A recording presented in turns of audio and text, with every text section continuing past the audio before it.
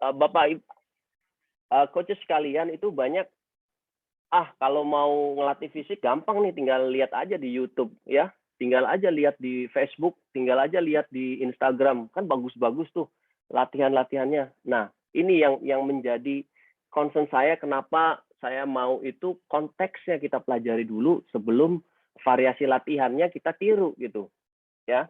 Jangan sampai variasi latihannya kita tiru, tapi konteks latihannya kita tidak tahu mau kemana arahnya tuh latihan. Dan akhirnya menyebabkan yang tadi, karena mengikuti tren saat ini di dunia tenis ya, karena konteksnya nggak tahu, cuman ikut variasi latihan dari Instagram, Facebook, YouTube dan sebagainya, asal comot aja nih ya, dan mengakibatkan bukannya malah atlet tersebut naik, tapi salah ya, salah dalam istilahnya pembinaannya atau pembibitannya, dalam program latihannya, dalam implementasi latihan. Dan nantinya itu lama-lama kalau misalkan salah, tidak mengerti, ya istilahnya tujuannya, kalau misalkan tujuannya mau ke Jakarta, tiba-tiba salah ngambil, ya bisa aja tujuannya nanti ke Bandung, dan tidak akurat gitu, tidak presisi seperti itu. Ini yang saya mau tegasin, bahwa konteks is a king, merupakan bahwa isi dari latihan tersebut apa dulu nih, kamu mau melatih di mana, atlet 12 tahun, 14 tahun, 16 tahun, latihannya apa, latihan kecepatan, latihan daya tahan, latihan kekuatan, apakah boleh melakukan latihan seperti ini, apakah ada sebelumnya latihan, kan banyak. Jangan salah, di dunia media ya, di Instagram itu kalau misalkan kita melihat latihan-latihan itu menarik, kita pasti akan copy paste. Itu nggak heran gitu, seperti itu. Itu yang menjadi permasalahan tuh. Nah, saya harap, saya nggak mau nih pelatih-pelatih di sini itu hanya sekedar copy paste variasi latihan, tapi tanpa tidak mengetahui konteks latihannya itu apa ya. Even saya itu misalkan saya posting suatu latihan di YouTube maupun di Instagram, YouTube, Facebook, itu kalian harus mencermati, menggali lebih dalam tentang latihan itu sendiri seperti apa gitu. Jadi jangan asal, wah latihannya Coach Oki ini bagus nih buat ditiru nih. Nah, jangan seperti itu, jangan ditelan mentah-mentah, tapi harus mengerti konteksnya seperti apa. Nah, itu. Ya, ada 3 permasalahan ya, 3 permasalahan di tenis itu sendiri ya. Kita itu tujuannya satu, yaitu ingin atlet-atlet kita mendapatkan performa yang terbaik ya. Tapi kita harus pelajari dulu bahwa sebetulnya kita tahu bahwa permasalahannya adalah seperti ini. Kita lihat bahwa di setiap pertandingan ya, pertandingan tenis ya, kebutuhan fisik itu meningkat dari tahun ke tahun gitu ya, tidak hanya stuck di situ-situ aja. Jadi banyak atlet-atlet di luaran sana, baik itu dari atlet junior ya, saya pernah memegang atlet under 12, under 12, 14 tahun, kemudian future player, kemudian challenger player, sampai national team ya. Mereka itu semuanya ya berlomba-lomba meningkatkan kebutuhan fisiknya ya, meningkatkan kebutuhan fisiknya dalam pertandingan. Kenapa? Karena tenis itu bukan olahraga yang cuman istilahnya satu kali bertanding langsung juara, enggak. Tapi tenis itu membutuhkan beberapa matches ya, untuk mendapatkan satu istilahnya satu prestasi seperti itu ya. Bahkan kalau kita lihat di US Open kemarin gitu, seorang Emma Raducanu itu dia main dari kualifikasi gitu. Dari kualifikasi istilahnya dari bisa sampai final itu bisa main 10 kali tuh.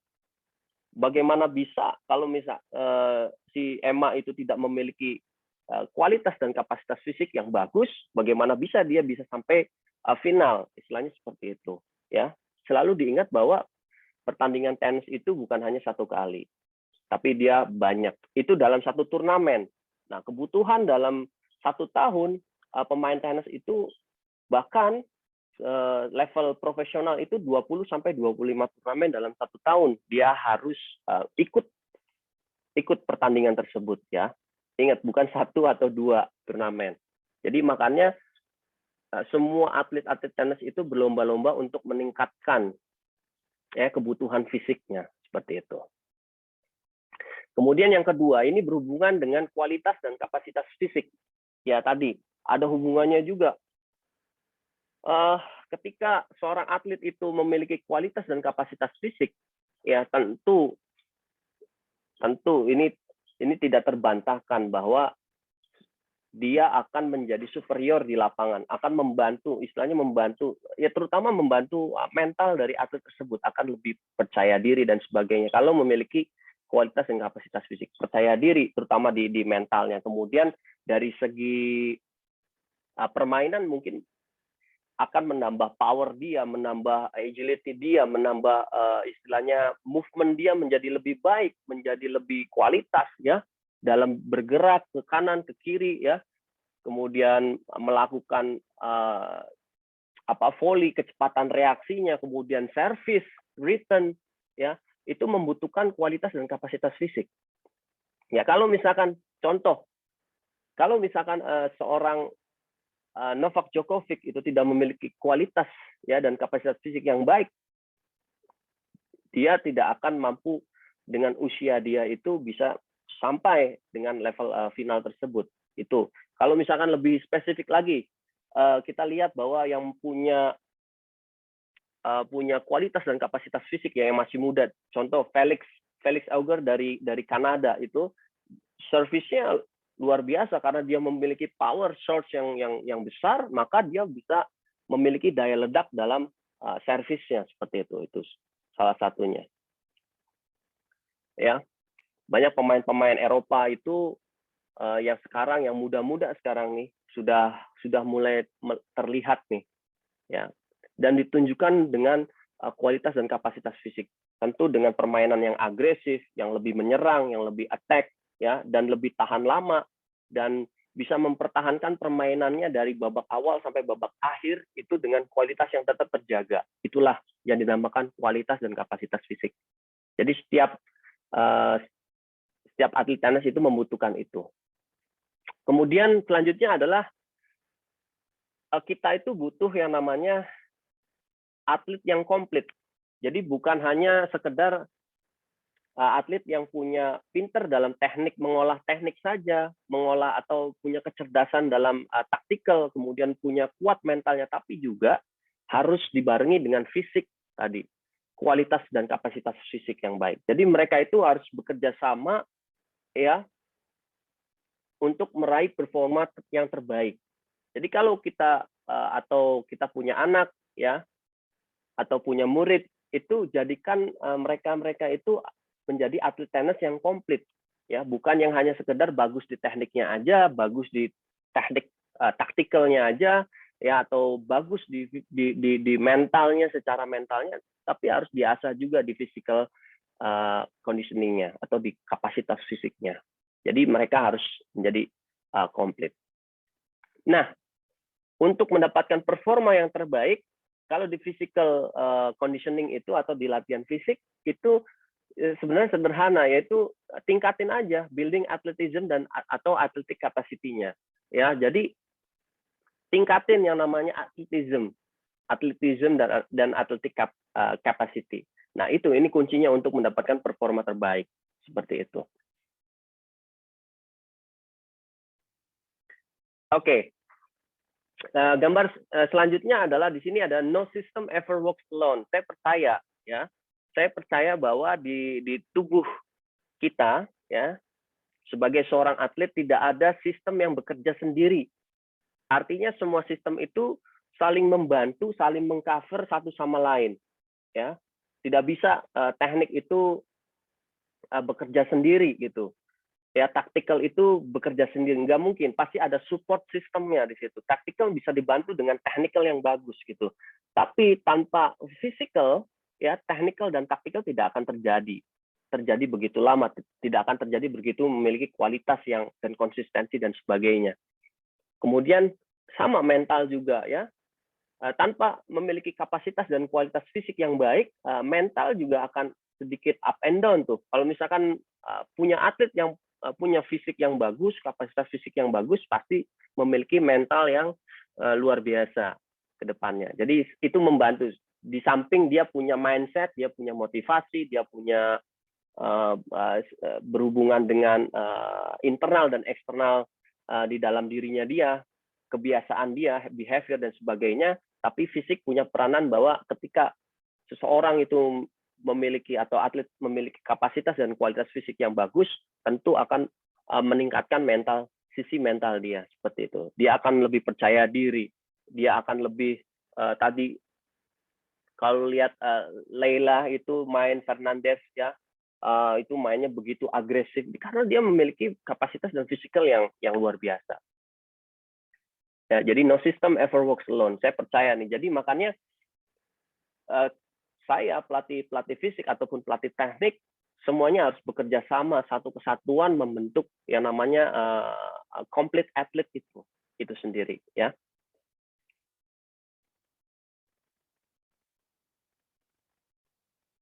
Ini merupakan salah satu contoh saya ambil kenapa physical conditioning atau kapasitas dan kualitas fisik itu digunakan. Kita lihat dari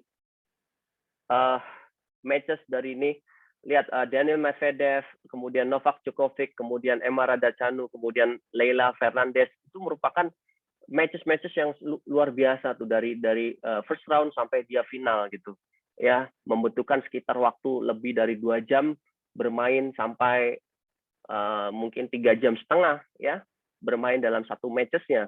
Kemudian konsistensi kebugaran dia itu teruji gitu ya, terlihat dari selalu stabil dari babak pertama sampai babak akhir, terutama nih yang di tunggal putri ini Emma Raducanu ini luar biasa, dia 10 kali main ya sampai dia juara, itu merupakan salah satu menurut saya superior ya dalam kebugarannya ya.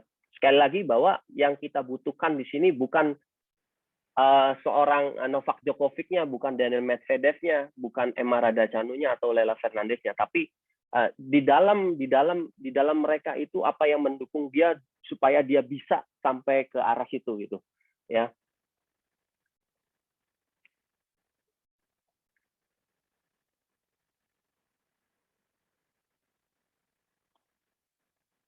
Oke. Kemudian yang selanjutnya adalah apa yang kita butuhkan di dalam on the court ya. Yang kita butuhkan ya semua atlet tenis itu yang kita perlu butuhkan adalah move quickly in all direction. Jadi kita harus atlet kita itu harus benar-benar cepat ya, benar-benar cepat di semua arah ya, baik itu lateral, baik itu forward, backward, diagonal, semua segala macam, bahkan sampai arah yang tidak terduga dan sebagainya, dan itu mereka harus cepat. Kemudian different type of footwork, jadi harus cepat dalam menggunakan beberapa footwork atau kecepatan kaki ya yang berbeda-beda ya. Artinya semua bola yang hadir di permainan tenis itu tidak selamanya jauh 3 sampai 5 meter, tapi ada yang cuma 1 step, ada yang 2 step, ada yang 3 step dalam memukul bolanya ya, bahkan ada yang lebih dari 5 dan sebagainya ya, atau ada yang cuma di tempat aja. Jadi mereka harus move quickly in all direction. Kemudian tenis itu kita butuh olahraganya stop and start ya. Dia cenderung seperti ketika habis memukul dia berhenti sebentar, habis itu dia memulai lagi bergerak ya, memulai dengan orientasi yang baru, kemana arahnya, ke forehand, ke backhand ya, kemudian apakah jatuh drop shot atau yang di depan volley dia harus memukul volley forehand, backhand dan sebagainya ya. Stop and start with high quality orientation, jadi harus memiliki orientasi ke depan, membaca ya, orientasi itu membaca bola selanjutnya seperti apa ya, itu harus cerdas tuh intelijensinya, high quality orientation-nya ya. Kemudian tentu ini nah tadi berhubungan dengan keseimbangan, maintenance balance ya. Selalu setiap kali memukul, service, return, kemudian forehand, backhand, volley, even volley dan sebagainya, pukulan-pukulan yang aneh itu selalu pemain kita tuh harus mempertahankan keseimbangannya dalam memukul. Tidak boleh yang namanya kehilangan keseimbangan, ya, karena manfaat dari balance itu sendiri adalah untuk membantu istilahnya tidak merusak yang namanya koordinasi gerak, tidak merusak namanya kualitas pukulan, ya. Dan ini kita harus pertahanin di setiap poin, di setiap waktu, ya. Gimana nih caranya nih, ya? Ini alasannya kenapa pemain tenis itu harus memiliki kapasitas dan kualitas fisik yang bagus, karena salah satunya adalah mempertahankan keseimbangan dia di setiap saat, pada saat mukul, pada saat melakukan servis dan sebagainya. Ya, selanjutnya adalah we need change direction often. Ya, kita selalu jadi tenis itu cabang olahraganya pergerakannya adalah berubah-ubah. Ya, artinya dari kanan bisa ke kiri, dari kanan bisa ke depan, dari kanan bisa ke directionnya ke diagonal, dari kiri ke kanan, dari kiri ke belakang. Jadi changing directionnya often. Ya, rata-rata mereka itu berpindah 3 sampai 5 kali per poin, ya rata-rata. Jadi makanya kita harus banyak melatih area-area seperti ini, ya, area-area atau artinya melatih yang namanya bagaimana punya kualitas dalam change of direction itu sendiri. Atau kalau kita sebut harus punya agility yang bagus, seperti itu. The highest value in explosiveness. Jadi atlet-atlet kita itu harus punya eksplosivitas, ya, bukan hanya mukul ngembaliin bola, ya. Konsistensi is important, tapi harus ada nilai lebih dari pemain tenis itu sendiri, semuanya tuh, ya. Explosiveness itu bukan berarti hanya pukulan aja, ya, pukulan jeder langsung winner atau jeder dapat poin, ya, sekali pukul dapat poin, enggak, tapi dalam bergerak, ya, dalam bergerak. Sekali lagi, bukan hanya sekedar memukul aja, tapi dalam bergerak, dalam tadi berpindah arah, itu harus memiliki explosiveness. Nah, seberapa banyak explosiveness itu mereka harus dapatkan? Ya, harus banyak, harus bisa mengulang dan mengulang terus. Jatuhnya adalah endurance of explosiveness. Jadi dia harus punya daya tahan powernya, ya. Ingat, daya tahan power. Dan power itu bisa didefinisikan sebagai tadi, bisa power dalam pukulannya, bisa power dalam mereka bergerak. Oke, kemudian racket speed, ya, at the point of contact. Jadi kecepatan raket pada saat kepala raket itu mengenai sebuah bola itu membutuhkan yang namanya kecepatan linearnya, dan itu harus memiliki timing dan koordinasi. Nah, balik lagi, timing dan koordinasi ini masuk ke unsur yang namanya physical conditioning, dan ini harus dilatih, ya. Jadi kalau misalkan atlet-atlet kita yang tidak memiliki power, khususnya yang usia 14 tahun ke atas, nah itu kita bisa perbaiki lewat koordinasi latihannya, ya, atau menambahkan kemampuan strength-nya, kemudian kemampuan kecepatannya, ya, dalam mengarahkan raket tersebut pada saat kontak dengan bola. Kemudian selanjutnya adalah first and second step. Nah, ini penting nih. Jadi keberhasilan seorang pemain tenis itu ditentukan juga salah satunya adalah first dan second step. Jadi pada saat pijakan pertama dan pijakan kedua, ya. Kalau misalkan first and second step-nya jelek, lambat, otomatis ketinggalan bolanya, udah nggak bakal sampai dah tuh. Ya, jadi sederhananya seperti itu.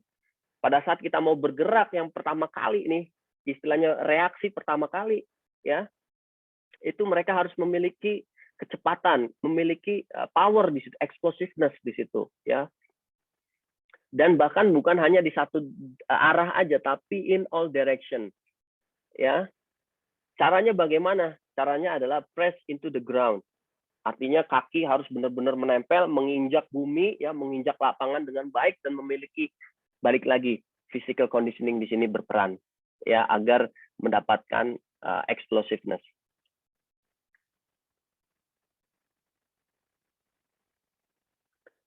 Apalagi selanjutnya, tenis itu intermittent play ya.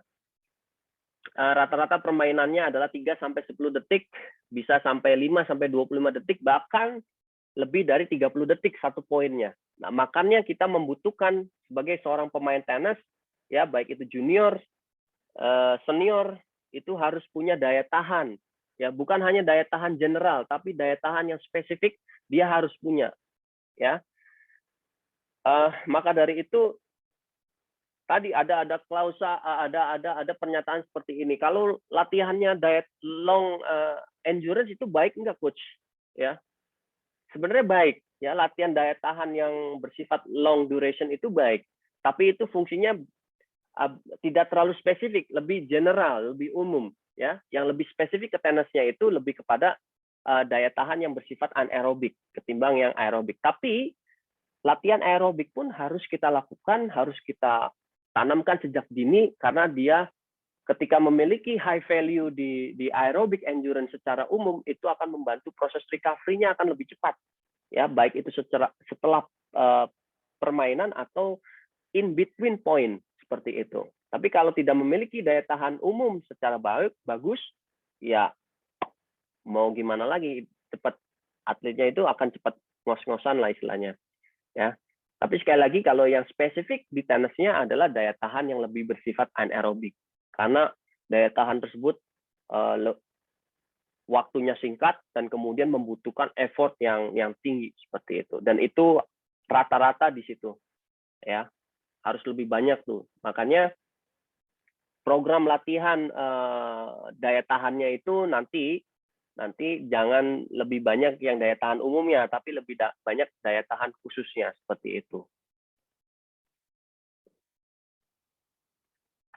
Control the body to hit effectively. Jadi pemain tenis ini gimana caranya pada saat memukul bola itu harus efektif, ya. Nah, ini berhubungan dengan complexity. Jadi artinya dia harus memiliki tingkat koordinasi yang superior nih, yang bagus banget ya. Karena complexity ini berhubungan dengan istilahnya koordinasi seperti itu. Bagaimana punya link antara kualitas kakinya dengan kualitas lower body-nya dan kualitas upper body-nya. Ya, jadi itu kan complexity. Yang satu dia berlari, yang satu dia memukul bola. Itu harus benar-benar control the body banget tuh ya pemain tenis itu. Nah, makanya kita sebut dengan complexity. Nah, ini bisa dilatih semuanya. Maintenance power endurance. Nah, faktanya bahwa setiap set atau 3 set itu atlet-atlet kita itu memukul bola 500 sampai 1000 bola tuh dalam satu game ya, dalam 3 set. Artinya dia butuh yang namanya power endurance. Kalau tidak punya power endurance ya maka kualitas bolanya ya biasa-biasa aja seperti itu. Dan fakta satu lagi, ketika dihadapkan dengan banyaknya repetisi yang mereka pukul, hati-hati. Di situ ada yang namanya cedera yang menghantui seperti itu. Makanya latihan strength conditioning, latihan physical conditioning untuk meredam terjadinya cedera seperti itu. Karena kita lihat bahwa setiap kali mereka main ya itu rata-rata 500 sampai 1000 bola yang dia pukul. Bayangkan ya. Banyak banget otot yang ada dalam tubuh atlet tersebut meredam yang namanya laju bola seperti itu. Getaran laju bola. Nah, jadi apa yang kita butuhkan? Yang kita butuhkan adalah kualitas dan intensitas. Nah, dalam mendesain, dalam membuat satu program physical conditioning itu harus butuh kualitas dan intensitas. Semuanya harus balance, semuanya harus bisa ditingkatkan dua-duanya. Nggak boleh kualitasnya bagus tapi intensitasnya nggak dapat, nggak juga.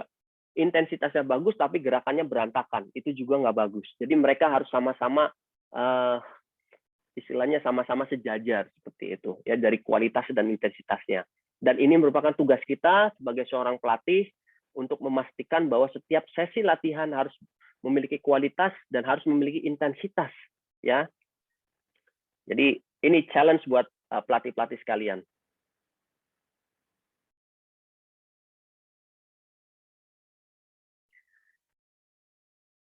Nah, yang off the court-nya apa? Yang kita butuhkan di luar lapangan.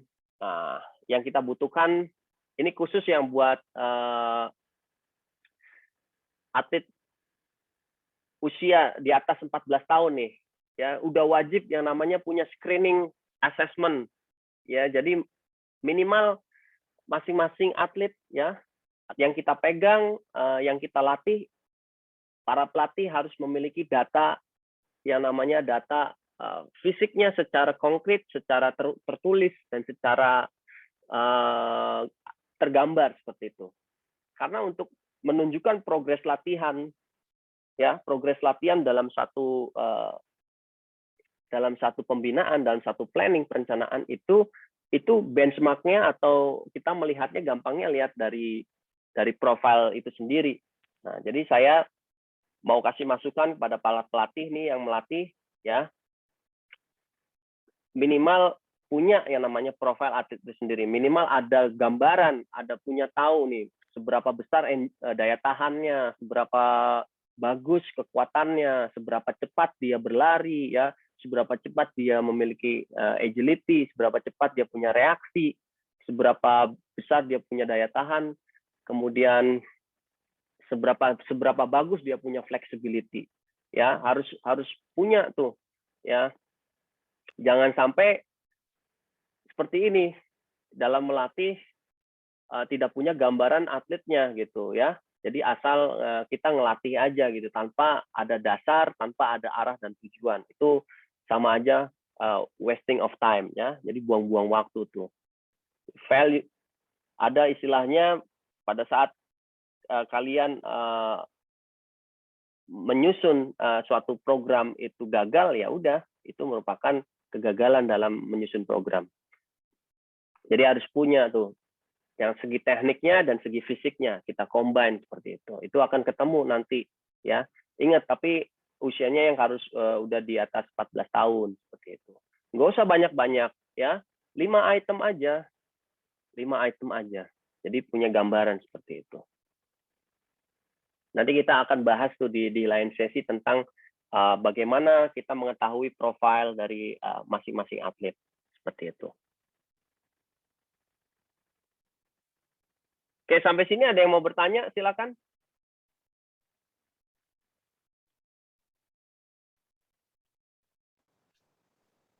Tanya, Pak. Iya, silakan. Nama saya Bunadi, Pak. Oke, Pak Bunadi. Ya, tadi Bapak berbicara sedikit tentang soal balance ya, Pak ya.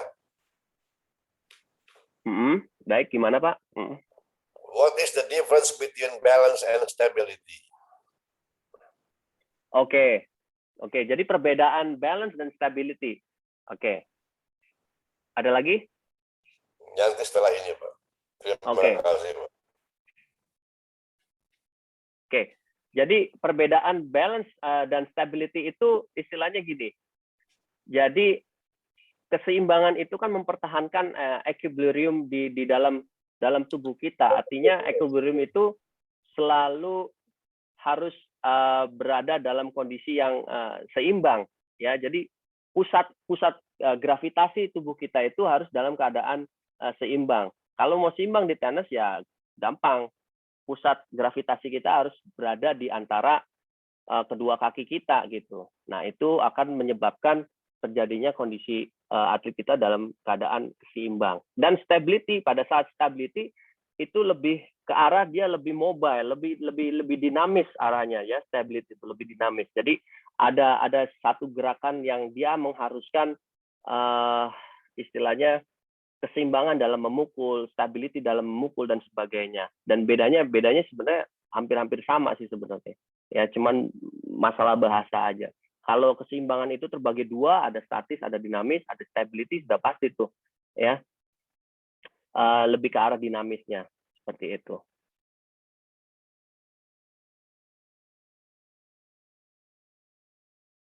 Oke, kita lanjutkan. Oke, atletism. Ya, kita tadi bagaimana caranya membangun atletism seorang atlet? Ya, apa sih sebenarnya atletism itu? Atletism itu Tanya kombinasi. nomor 2 boleh, Pak? Gimana, Pak? Tanya nomor 2 boleh, Pak? Nanya nomor 2. Oke, silakan. Silakan. Maaf ganggu, ini orang tua nih pengen belajar aja, Pak. Oke, siap. Siap. Tadi Silakan, Pak. juga berbicara bahwa pukulan harus efektif. What is the difference between effective and conformity? Oke, What is the efektif dan difference between effective and conformity? Oke. Efektif dan confirm. Istilahnya comfort or confirm. Oke. Conformity. Good technique element. The good element of technique is conformity and effectiveness. Itu kan dasar yang utama. Jadi perbedaannya ini mungkin buat teman-teman sekitar kita, teman-teman yang lain gitu Pak ya. Maaf Pak ya. Bapak bisa bantu nerangkan begitu. Ya.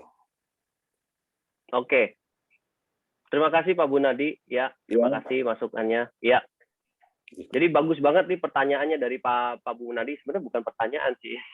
Ya, istilahnya menjawab belajar aja Pak. Saya juga ingin seperti Ibu Lani pandai itu Pak. Ibu Lani namanya sekjen tapi waduh ilmunya luar biasa. Wah, enggak juga Pak Bunadi. Terima kasih itu gosip. Makasih Pak. Kalau enggak saya enggak di sini kan Pak. Saya dengar kemarin minggu lalu kan Ibu bicara saya kaget. Terima kasih Pak Bunadi. Langsung aja Coach. Oke, monggo silakan. Oke. Makasih banyak Pak Bunadi ya bahwa efektif.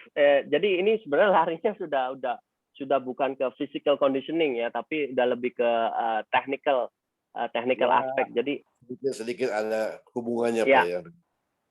Ya, jadi kalau efektif dari perspektif saya adalah bagaimana mengefisienkan tenaga ya yang kita punya itu agar memiliki dampak dalam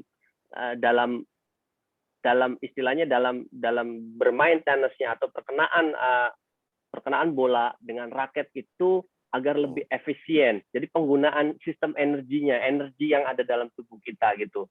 Kalau misalkan berbicara tentang comfort itu kan udah masalah timing dan sebagainya ya. Jadi kalau di perspektif saya itu bahwa kalau efisiensi itu jadi penggunaan energi yang ada dalam tubuh kita gitu, seperti itu. Jadi ada yang seperti ini, efektif misalkan ya dia memiliki kapasitas daya tahan yang tinggi ya, tapi karena tidak memiliki spesifik daya tahan atau daya tahan yang lebih spesifik, artinya penggunaannya itu akan tidak efisien seperti itu. Artinya nanti banyak dampak-dampak yang nantinya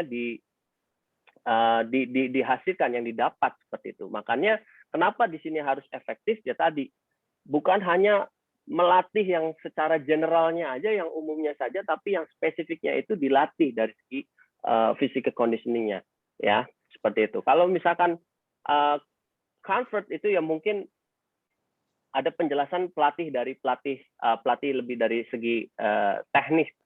Kalau saya tidak bisa mau lebih dalam ke situ karena itu bukan keahlian saya.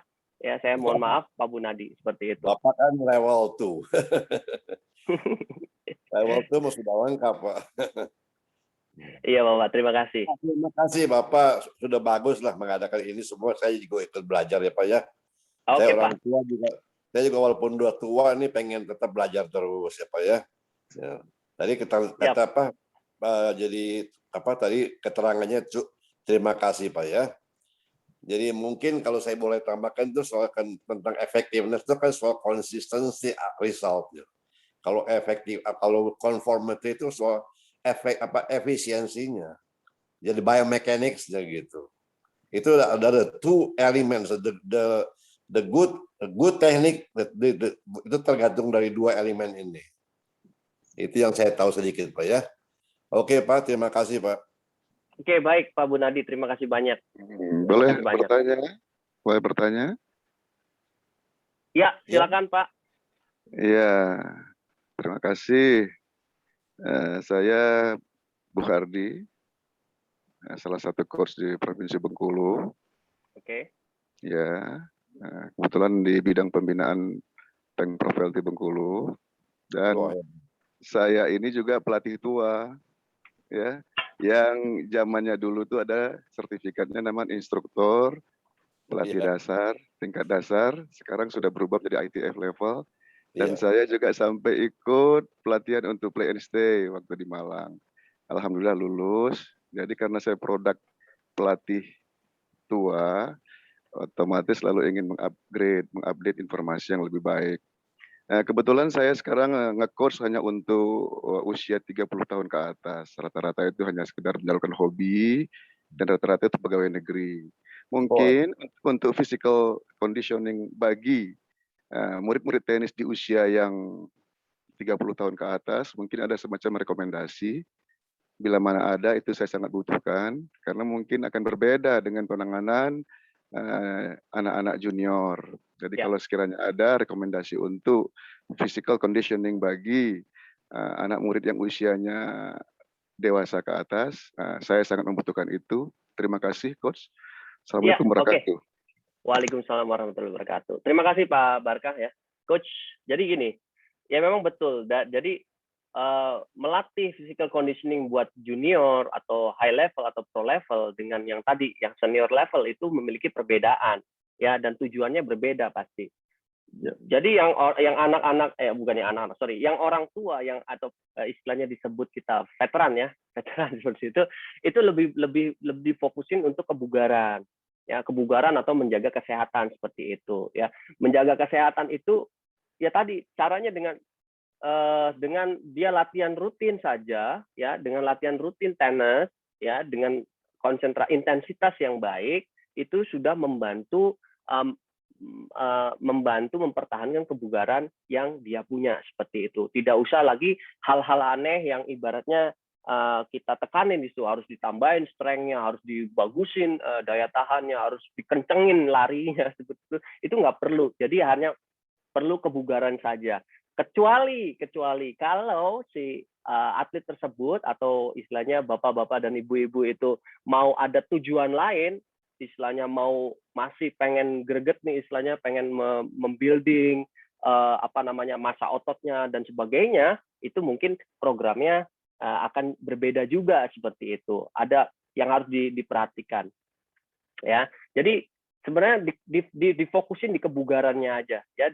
Kebugaran itu kan gampang meraihnya ketika para atlet-atlet veteran ini sudah mampu meraih istilahnya zona training ya. Ada namanya zona training. Zona training itu sekitar 70% ya, 70% sampai 75% itu sudah bagus dari denyut nadi maksimalnya ya, dan dia pertahanin tuh seperti itu. Jadi ketika mempertahankan zona training itu selama konsisten ya, 3 kali sampai 4 kali dia berlatih tenis, itu sudah menjaga kebugaran dia ya. Di samping tadi nanti ada masalah sisi nutrisi dan sebagainya. Yang jelas kalau untuk physical conditioning itu sendiri fokusnya di kebugaran seperti itu. Jadi biarkan dia aktif, biarkan istilahnya kalau tenis itu kan olahraga yang bagus sebenarnya ya, untuk menghilangkan gula dalam darah ya, kemudian bisa mengurangi lemak kalau misalkan intensitasnya, durasinya konsisten dan sebagainya seperti itu. Tapi fokusnya adalah untuk kebugaran. Baik, mungkin itu saja Pak. Oke, terima kasih. Oke, kita lanjutkan ya. Bagus banget tadi pertanyaannya. Terus.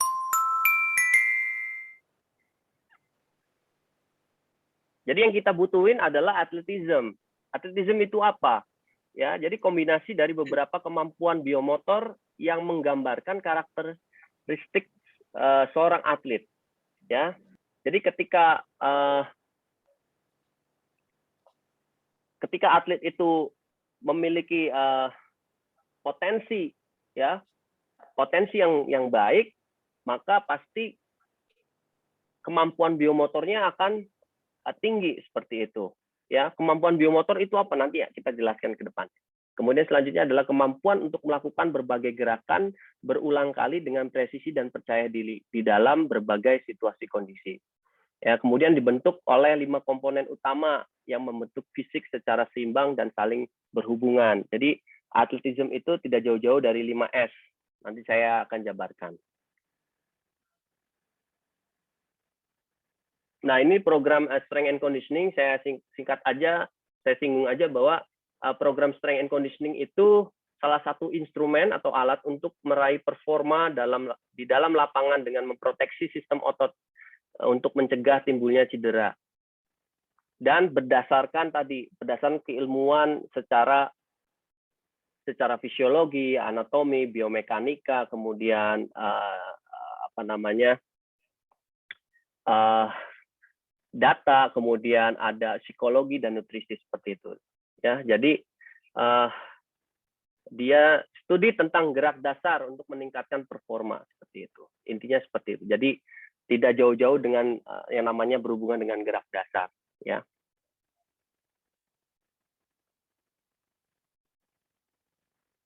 Oke, kalau kita berbicara tentang tadi filosofi yang pertama adalah konteks dalam melatih fisik, kita harus respect sama kemampuan pemain kita.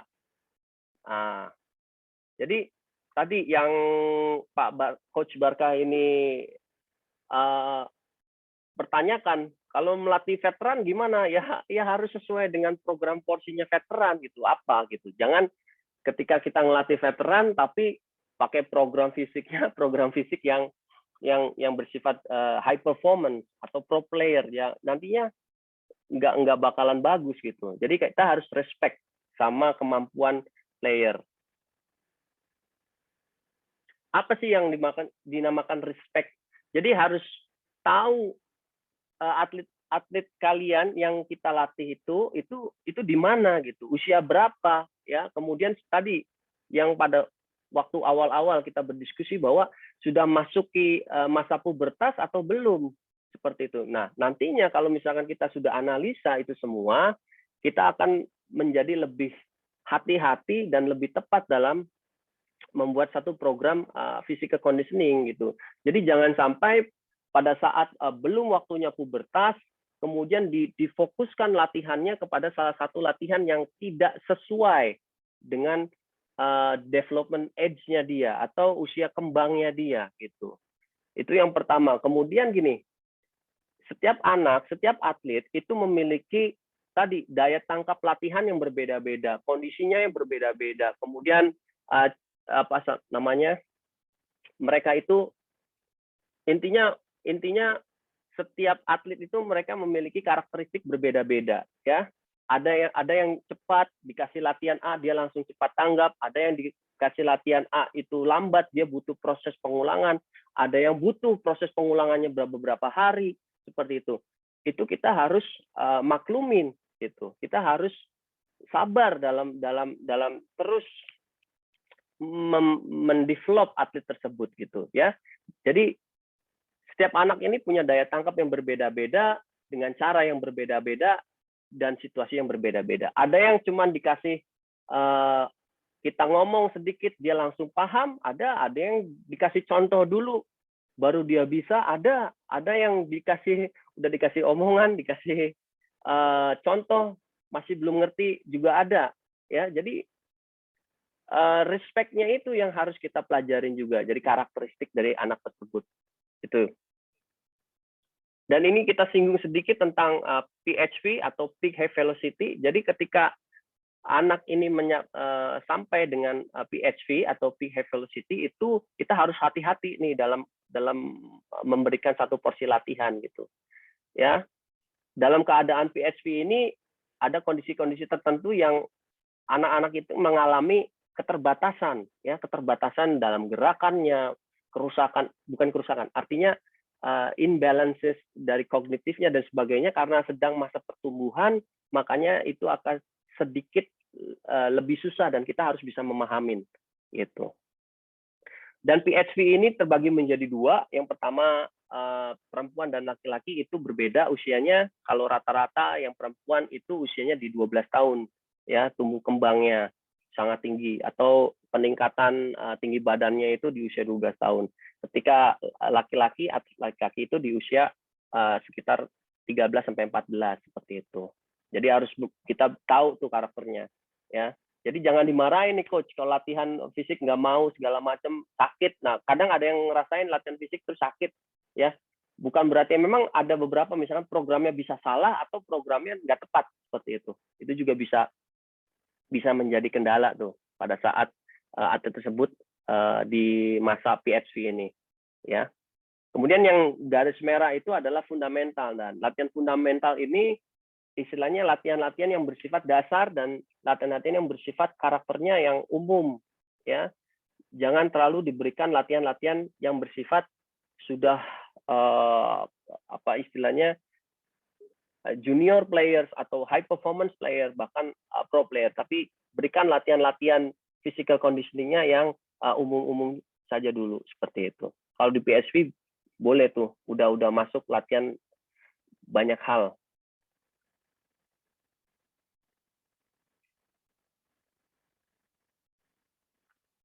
Nah, gambar di sini menerangkan bahwa konsep secara umum strength and conditioning, sebenarnya kalau strength and conditioning itu luas, ya. Jadi kalau berbicara tentang strength and conditioning itu bukan hanya sekedar si pelatih itu ngelatih fisik aja, tapi ada pilar-pilar lain yang dia harus pahamin seperti itu, ya.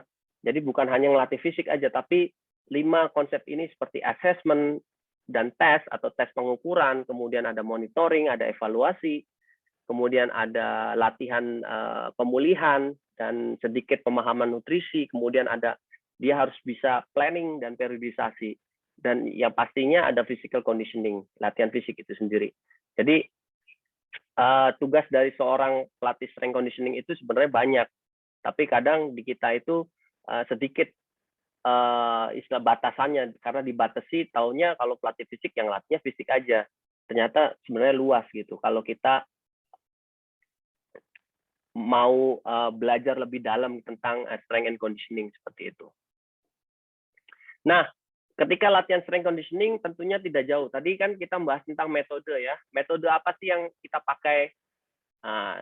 Saya pakai metode yang sangat sederhana, ya, sederhana, dan ini dikemukakan oleh saya mengutip dari pelatihnya Roger Federer dan Stan Wawrinka, yaitu Pierre Paganini, ya. Saya combine, saya modifikasi, ya, sedikit. Jadi dalam latihan physical conditioning itu terbagi menjadi 5 bagian. Yang pertama latihan general, latihan yang umum, ya. Latihan umum ini latihan gerak dasar umum tidak spesifik untuk melatih potensi atlet. Jadi latihannya sederhana, latihan yang bersifat multilateral, istilahnya gerak lokomotor, fine motor, dan gross motor seperti itu, gross motor. Ya, jadi latihannya kayak berlari, jalan, lempar, lompat, kemudian berubah arah, kemudian mendorong, menarik. Nah, itu latihan-latihan yang bersifat general seperti itu. Ya, latihan-latihan sederhana. Dan bagusnya diberikan di mana tuh tadi metode latihan yang umum itu tadi, yang fundamental. Fundamental adalah yang paling cocok untuk melatih latihan yang umum gitu.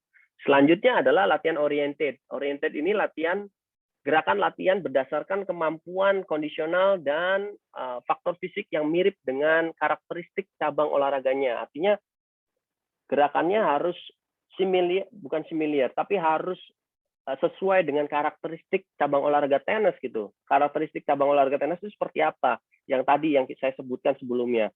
Dia bergerak dinamis, kemudian berpindah arah ke semua arah, all direction, kemudian ada stop and start, ada first step, ada second step, kemudian ada sedikit lompat, kemudian dia bergerak. Nah, itu gerakan-gerakan yang similar dengan karakteristik tenis itu sendiri. Integrated training, kombinasi antara latihan teknik dan latihan fisik. Ya, jadi kadang kita melihat tuh kalau misalkan di professional player atau di high performance player, ya. Jadi ada yang latihan fisik dulu, habis itu kombinasi dengan latihan teknik gitu. Misalkan latihan beban, squat, habis itu dengan ditambah latihan service, misalkan itu latihan integrated seperti itu.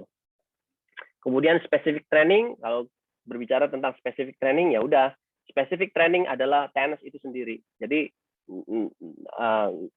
apa istilahnya nggak ada yang neko-neko. Jadi latihan spesifik ya udah latihan tenis, itu dia. Kemudian selanjutnya adalah latihan prevention atau pencegahan. Ya, ini juga baik untuk kita, baik untuk atlet-atlet kita ya, terutama atlet-atlet yang sudah mendapatkan porsi latihan yang besar, volume yang besar, kemudian jumlah turnamen yang banyak ya. Ini latihan-latihan prevention ini penting sekali untuk mencegah terjadinya overuse, terjadinya injury, dan juga bisa ya istilahnya kalau udah terjadi injury ya udah kita bisa mengobati gitu dengan latihan prevention. Jadi tinggal pilih aja, ada 5 nih. Tapi yang saya mau tekankan di sini karena semuanya itu melatih atlet yang development, bahkan ada yang di bawah itu multilateral, lebih fokuskan di latihan yang general training dan oriented ya, orientasi training.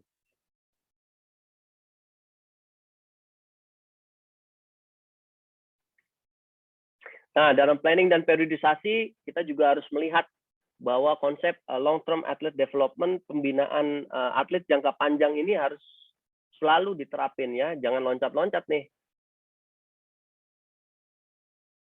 Jadi kalau di piramidanya itu ada dari fundamental sampai ke living as pro, itu harus terstruktur gitu. Nah, usia-usia berapa aja, misalkan di fundamental itu usianya 5-9 tahun, itu fundamental. Jadi latihannya general yang umum, lebih banyak umum. Kemudian kalau development 8-12 tahun, kadang ada yang anak-anak usia 8 tahun udah bagus tuh mukul-mukulnya, dan itu bisa masuk ke latihan-latihan yang apa namanya bersifat oriented dan general training. Kemudian consolidating ya, pemantapan istilahnya, dia di usia 12-15 tahun, sama fokus metodenya udah di orientasi training dan general training, nggak jauh-jauh dari itu. Di atasnya performing ya, kalau misalkan atletnya sudah turnya banyak dan sebagainya, kompetisi player 15-18 tahun itu ada. Kalau punya pelatih sendiri, dia bisa kasih latihan yang bersifat integrasi. Kemudian to be a pro dan living as pro udah pasti semua metode pasti digunakan, dari specific, integrated, oriented training. Ya udah jarang latihan-latihan bersifat general. Jarang. Ya kadang ngelatih general training ini dia pada masa misalkan kalau yang di pro itu pre-season istilahnya seperti itu. Oke, jangan jauh-jauh ke atas, kita masih masuk di fundamental dan consolidating bahwa difokusin latihan secara umum dan orientasi. Latihannya apa saja sih? Kalau latihan untuk anak-anak usia 6-9 tahun, kita bisa lihat bahwa latihan usia 5-9 tahun itu fokus latihannya di speed, agility, koordinasi skill, kemudian decision making skill. Jadi tipe-tipe latihan yang jenisnya tersebut. Ya nggak usah latihan strength, itu nggak ada di sini, nggak ada. Bahkan tidak dianjurkan. Jadi lebih banyak ke speed, agility, koordinasi, kemudian ada decision making skill. Kemudian masuk ke development ya, usia 12 tahun maksimal, 8-12 sama, masih latihan yang difokusin nih. Difokusin adalah latihan koordinasi skill, speed, agility, sama decision making skill. Tapi lebih titik fokusnya di koordinasinya. Ya, koordinasi skill. Nanti kita akan bahas di pembahasan selanjutnya tentang koordinasi. Kemudian pemantapan atau consolidating ya, usia 12-15 tahun ya, masih latihannya koordinasi, kemudian speed, agility, kemudian ada decision making skill ya, atau reaksi. Decision making itu belajar reaksi, dia harus mengambil keputusan ya, tapi dengan latihan yang masuk ke physical.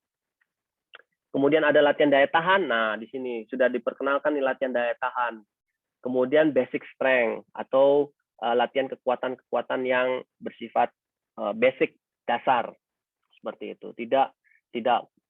Tidak ke gym, tidak dan sebagainya. Jadi masih bersifat dasar, bersifat on body weight, bersifat functional dan sebagainya. Ya, dan daya tahan di sini tadi dilatih daya tahan umumnya dan daya tahan khususnya seperti itu. Daya tahan khusus didapatkan dari mana? Ya tadi dari maintenance itu sendiri bisa dapatkan daya tahan khusus, tapi daya tahan umumnya jangan lupa dilatih juga seperti itu. Kemudian performing ya 15 sampai 18 tahun, fokus latihannya nih, fokus latihannya sudah fokus di arah daya tahan. Ya, kemudian ada strength dan udah masuk ke area explosiveness seperti itu. Kemudian ada speed, agility dan koordinasi skill. Tapi fokus area yang pertama adalah daya tahan. Kalau punya atlet usia segini, daya tahanin kembangin. Tetap. To be a pro, 18 tahun ke atas, ya sudah pasti strength-nya yang dibagusin, dikembangin paling utama, kemudian rehabilitation atau latihan-latihan pencegahan cedera, ada latihan daya tahan dan juga speed agility. Dan juga living as pro sama juga tuh. Strength, rehab, dan speed agility. Jadi mereka punya fokus latihan yang berbeda-beda. Jadi tidak sama. Tadi pertanyaan yang kalau atlet saya masih 14 tahun boleh nggak dikasih latihan strength? Nah, latihan strength-nya apa dulu? Ya, kalau selagi latihan penguatannya latihan-latihan bersifat dasar, yang bersifat basic, itu boleh dilakukan. Contoh latihannya kayak misalkan penguatan otot lengan, misalkan itu latihan push up, ya. Kemudian latihan otot kaki, misalkan dia melakukan latihan squat, ya, squat tanpa beban, ya. Kemudian latihan otot-otot bagian bahu, bisa misalkan rowing pakai karet, misalkan seperti itu. Dan hal-hal seperti itu yang mudah dan tidak membutuhkan alat-alat yang cukup berat, sifatnya basic dan penguatan-penguatannya yang tidak terlalu kompleks gitu. Ya, kemudian main medicine ball, lempar bola yang bola sepak atau bola basket itu pun bisa melatih latihan-latihan basic. Itu nanti ada latihan koordinasi juga tuh, seperti itu. Oke, ini long term athlete development, jadi pembinaan usia jangka panjangnya seperti ini. Jadi jelas tidak ada istilahnya, tidak ada saya tutup-tutupin bahwa latihan itu harus apa, ya ini sudah dalam blueprintnya seperti ini. Kalau mau sukses, ikutin blueprintnya seperti ini. Dan ini sudah semua dicoba, semua dipraktekkan di seluruh dunia, dan pembinaan seperti ini rentan terhadap cederanya kecil, gitu. Ya, jadi kalau pembinaan yang betul itu pasti mereka rentan terhadap cederanya itu kecil seperti itu. Di samping pembinaan yang asal-asalan.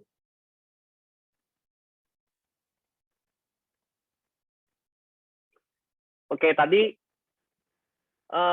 sekarang physical conditioning. Tadi ada basic 5S. Apa sih yang harus dilatih? Yang dilatih adalah stamina atau daya tahan, ya, speed itu kecepatan, kemudian strength itu kekuatan, suppleness itu istilahnya flexibility, dan skill atau koordinasi. Dan dalam 5 rangkaian ini, 5 S ini, itu mereka saling berhubungan, saling mengisi satu sama lain, saling membantu ya untuk bisa mendapatkan atletisme yang baik. Nah, seperti itu. Jadi nanti misalkan kalau kombinasi dari kecepatan sama daya tahan itu bisa nanti daya tahan kecepatan, kemudian kombinasi dari daya tahan dan strength, ya, daya tahan kekuatan, kemudian kombinasi kecepatan dan kekuatan itu jatuhnya ke power dan dapatnya eksplosif, dan itu perkembangan seperti itu, ya. Jadi mereka ini 5S ini saling mengisi satu sama lain, saling mengorganisasi satu sama lain, saling istilahnya membantu satu sama lain. Jadi tidak terlepas, dan semuanya harus dilakukan dengan koordinasi yang baik, skill istilahnya seperti itu. Dan selanjutnya ini atletik potensial, tadi latihan-latihannya, penguasaannya harus di mana. Ketika layer 1 sampai layer 3 sudah terpenuhi, nah ketika semua basic 5S ini sudah bagus, sudah tinggi, mental resilience atau ketahanan mentalnya itu akan terbentuk seperti itu. Ya. Kalau atletnya mau nggak gampang menyerah, ya, nggak gampang putus asa, ya tingkatin salah satunya dengan latihan fisik. Ya, mental toughness, mental resilience ya, seperti itu. Dan ada hubungannya sedikit seperti itu. Oke, sampai sini ada yang mau bertanya? Silakan. Izin bertanya, Coach Oki. Siapa namanya? Saya Mufli dari Sulawesi Selatan, Mas. Oke, Coach Musli. Siap. Ya, jadi saya tadi agak bingung di bagian PHP yang grafik tadi itu, Mas, yang slide-slide yang di awal-awal tadi itu, yang terkait perbedaan antara perempuan dan laki-laki. Nah, di situ tadi saya lihat ada grafik ya, ada line graph di situ di mana ada yang meningkat terus pas di rate of growth-nya itu loh, Mas, yang saya mau tanyakan. Bagaimana cara membaca rate of growth itu sih? Di pas tolong diperjelas, Mas. Terima kasih. Nah, itu betul.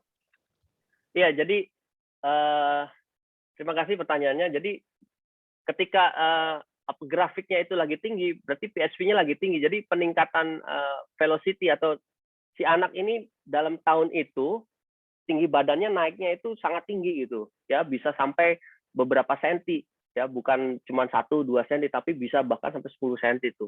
Nah, makanya di usia seperti itu kita harus memperhatikan si atlet itu gitu, ya. Dan antara peningkatan tingginya itu, ini kan grafik, kalau misalkan PHP-nya tinggi berarti ini kan grafik ini itu ditandai dengan tinggi badan berapa senti yang dia peroleh dalam 1 tahun seperti itu.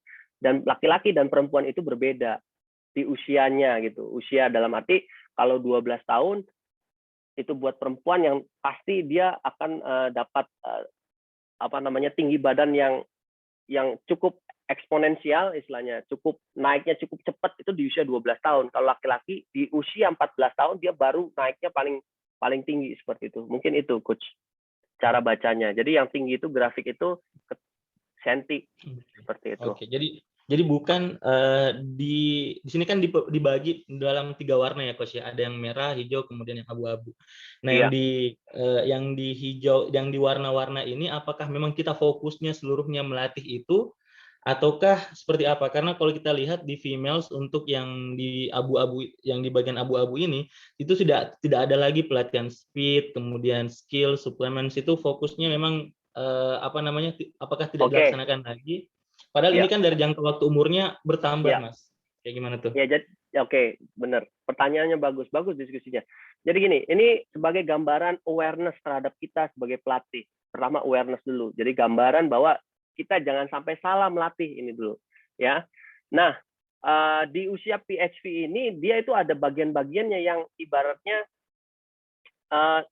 cepat eksponensial peningkatannya. Kan di sini ada yang merah ini yang untuk female itu lebih di kayak flexibility-nya dia cepat, speed-nya dia cepat, kemudian koordinasinya dia berkembang, ya, di situ. Nah, kemudian bukannya tidak berkembang di abu-abu ini, tapi itu berkembang tapi tidak signifikan seperti yang pada saat di zona-zona awal seperti itu.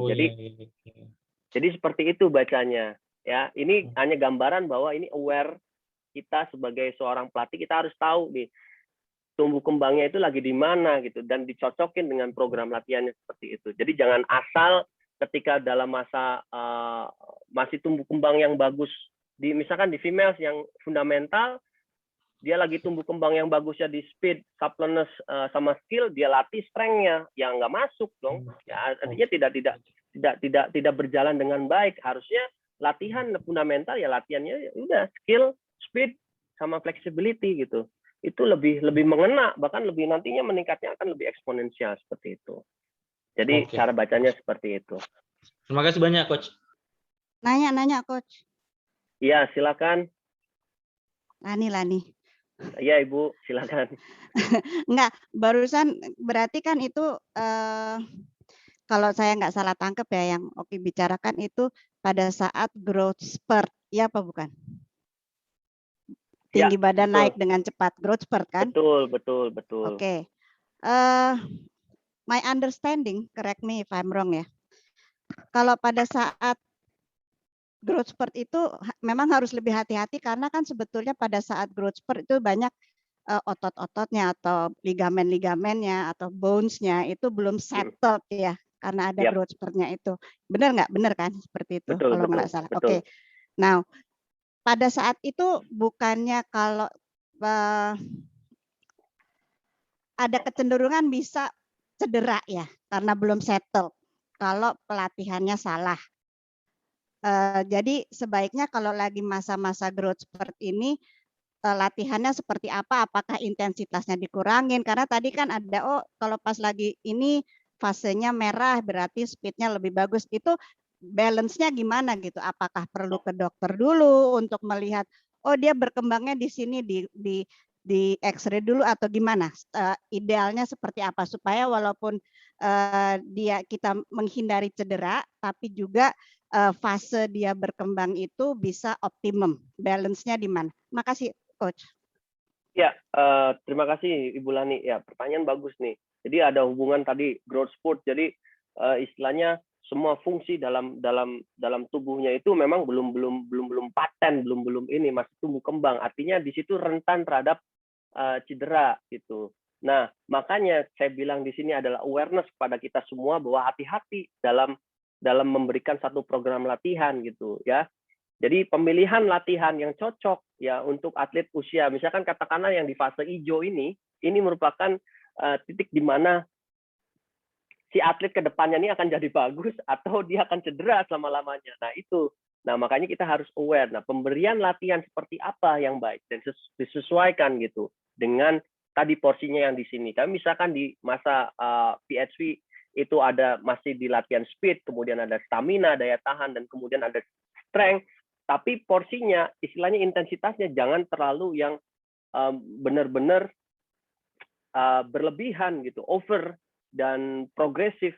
Masih yang dalam satuannya yang basic aja, ya, yang basic dan istilahnya yang sederhana latihannya gitu.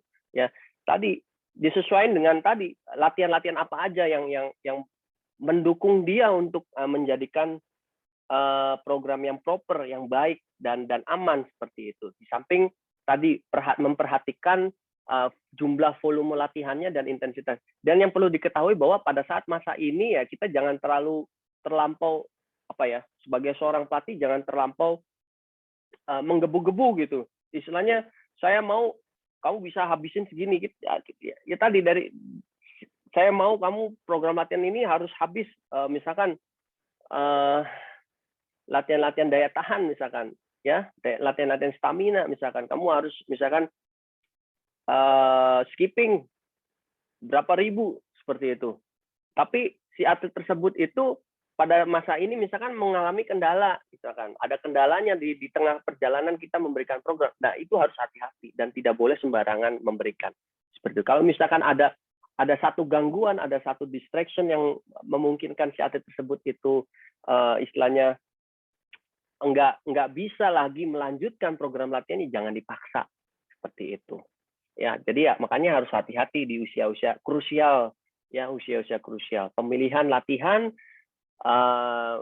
tadi respect to the player ability itu benar-benar harus diutamain gitu seperti itu. Jangan karena orientasi kita mau menjadi tadi atlet harus bagus, harus superior, harus stronger, harus faster dan sebagainya, tapi tanpa melihat players ability itu kita asal sembarangan dan tidak sesuai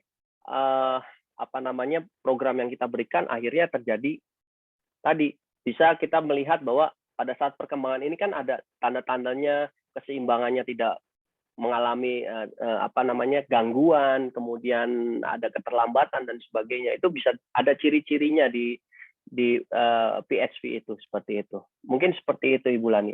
Makasih Oki.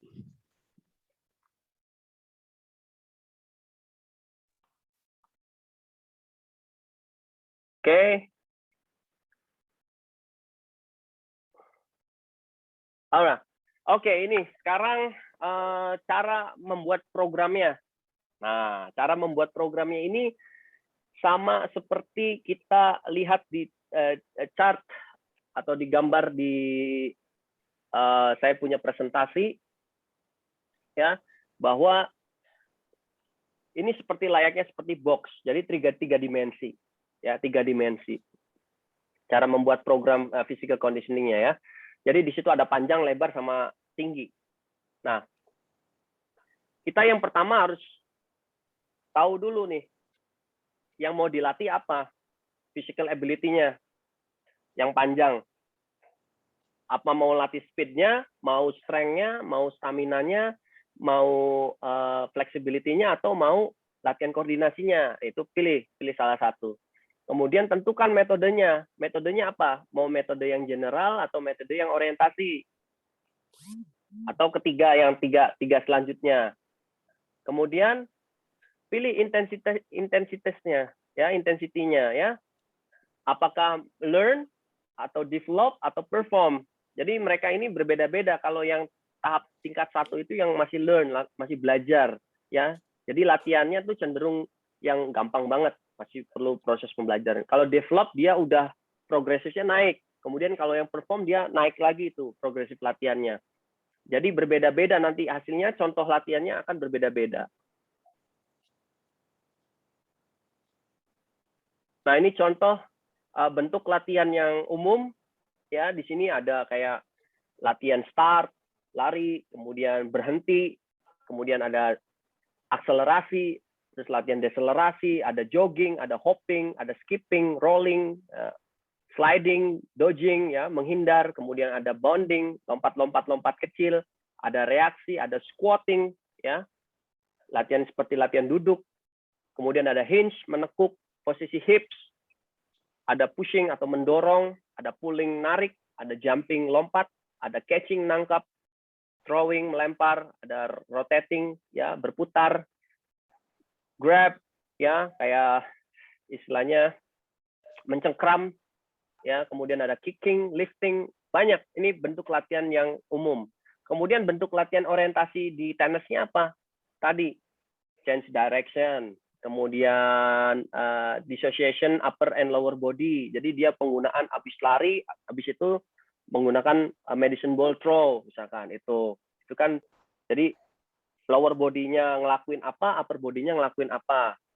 Kemudian ada differentiate, middle, small, middle, a big footwork dengan distance yang berbeda-beda. Jadi pelajaran itu kecil, panjang-panjang, atau kecil, besar, kecil, sedang, besar. Step-stepnya diajarin. Jadi stepnya jangan hanya satu tuh kalau latihan footwork tuh. Biasanya kan latihan footwork ya satu aja. Ya, kalau kecil-kecil semua. Kalau besar-besar semua, tapi diajarin tuh, differentiate. Jadi bisa membedakan tuh latihan-latihannya. Kemudian ada start, 1, 2, 3 step, ya. Jadi kalau di tenis itu kan langkahnya nggak jauh-jauh beda, cuma 1, 2, 3 step aja tuh paling average. Jadi ajarin itu, ya. Kemudian bergerak dinamis, kemudian static and dynamic, artinya ya bergerak, berhenti, memukul, itu merupakan dynamic move and static dynamic, seperti itu. Reaction and move, ya, reaksi kemudian dia bergerak, ya, itu merupakan salah bentuk orientasi. Kemudian push into the ground, misalkan tadi kadang-kadang kalau anak-anak junior itu ya lari-lari aja gitu tanpa mengetahui makna konteksnya apa. Jadi ditambahin kalau mau mendapatkan power, mendapatkan explosiveness, push into the ground. Jadi tolak kakinya sekuat-kuatnya. Jadi biar cepat seperti itu. Ya. Load and release, kalau main medicine ball, load, ya. Recoil, uncoil, recoil. Ya, kemudian itu bisa melempar atau istilahnya explosive mechanism. Stability in action, stability jadi mengatur keseimbangan pada saat dia bergerak tadi yang kita diskusikan sama Pak Bunadi.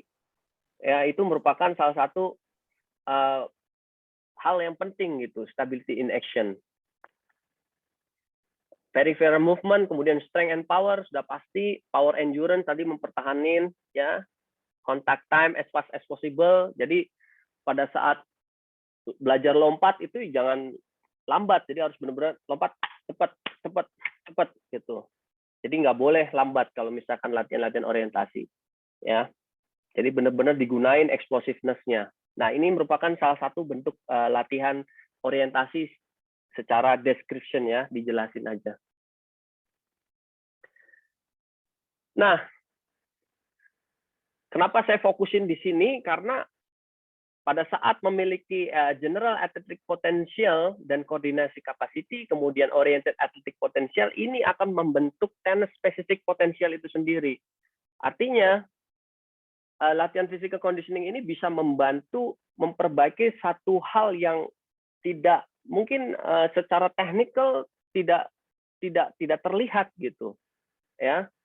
Mungkin ada satu metode-metode yang tidak bisa diperbaiki lewat teknik, latihan teknik tenis, ya bisa diperbaiki oleh latihan-latihan yang bersifat tadi general athletic potential dan oriented athletic potential.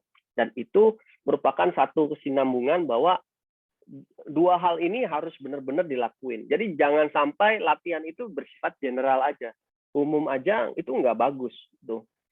Tapi harus ada orientasinya. Kemana nih arahnya nih latihannya nih, mau kemana nih? Mau melakukan apa nih? Yang ke tenisnya itu seperti apa? Seperti itu.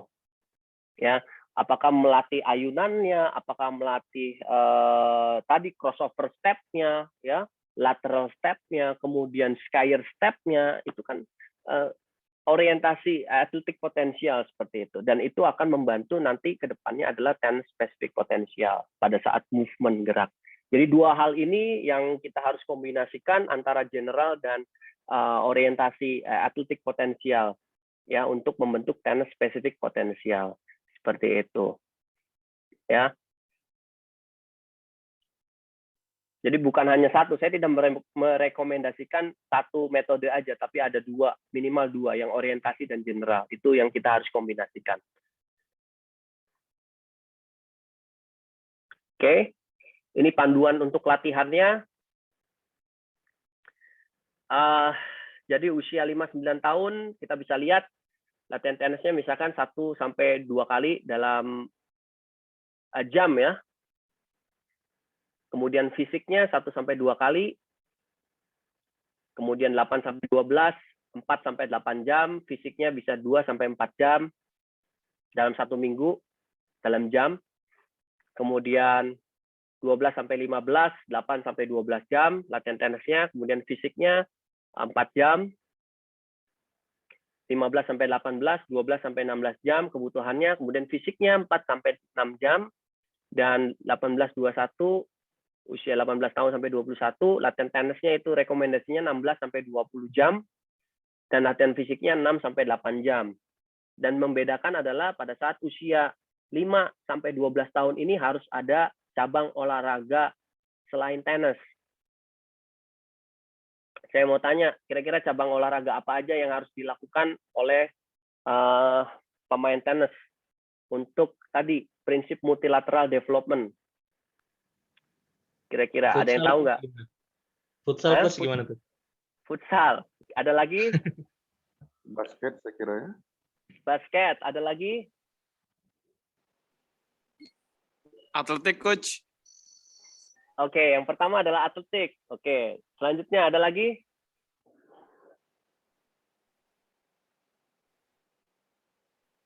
Ada lagi? Badminton. Badminton. Oke, sama dong kayak tenis. Yang lain, yang untuk membentuk multilateral. Renang. Oke, renang. That's good. That's good answer, Bulani. Satu lagi. Volley. Volley sama, jangan. Yang lain. Satu lagi. Futsal. Dan ini futsal tadi udah. Enggak, bukan.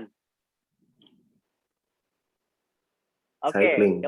Sepeda. Bukan. Sepeda apalagi. Jangan, itu olahraga mahal. Gimnastik. Kungfu. Bela diri. Gimnastik. Gimnastik. Oke, yang pertama adalah atletik, kedua gimnastik, dan yang ketiga adalah renang. Dan ini cabang olahraga yang anak-anak kita multilateral harus lakukan nih. Itu ya. Kurang lebih 2 jam. Alasannya, Coach. Alasannya adalah multilateral development. Jadi istilahnya mereka harus mengenal bukan spesialisasi jatuhnya ya. Jadi harus benar jangan mengarah ke spesialisasi. Kan sudah pernah dibahas belum spesialisasi training atau latihan yang spesialisasi? Kalau latihan spesialisasi ya itu udah langsung ke tenisnya itu sendiri. Tapi kalau multilateral itu harus masih dalam konteks pembinaan jangka panjang itu. Ya tadi latihan atletik itu paling bagus, kemudian renang itu bagus, dan gimnastik. Dan 3 hal ini makanya ada di kurikulum Penjas tuh, ya, kurikulum pendidikan jasmani, dan itu harus wajib. Karena itu tadi fungsinya untuk pembinaan multilateral. Ya, selain tenis itu ya emang spesialisasinya, ya. Tapi yang 3 ini jangan lupa ditinggalin gitu. Jangan ditinggalin. Nah, seperti itu.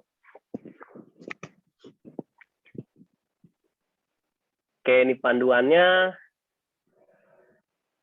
Oke, yang terakhir adalah being kreatif. Jadi kita seorang pelatih, ya mudah-mudahan dari ini, dari hasil webinar kali ini kita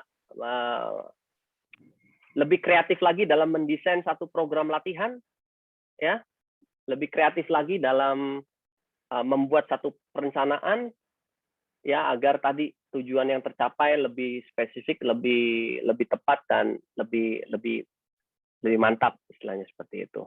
Ya, jangan, kalau misalkan udah mentok idenya, jangan ke YouTube dulu, jangan ke Instagram dulu, jangan ke Facebook dulu, tapi kita harus berpikirin dulu, oh ini konsepnya seperti ini nih.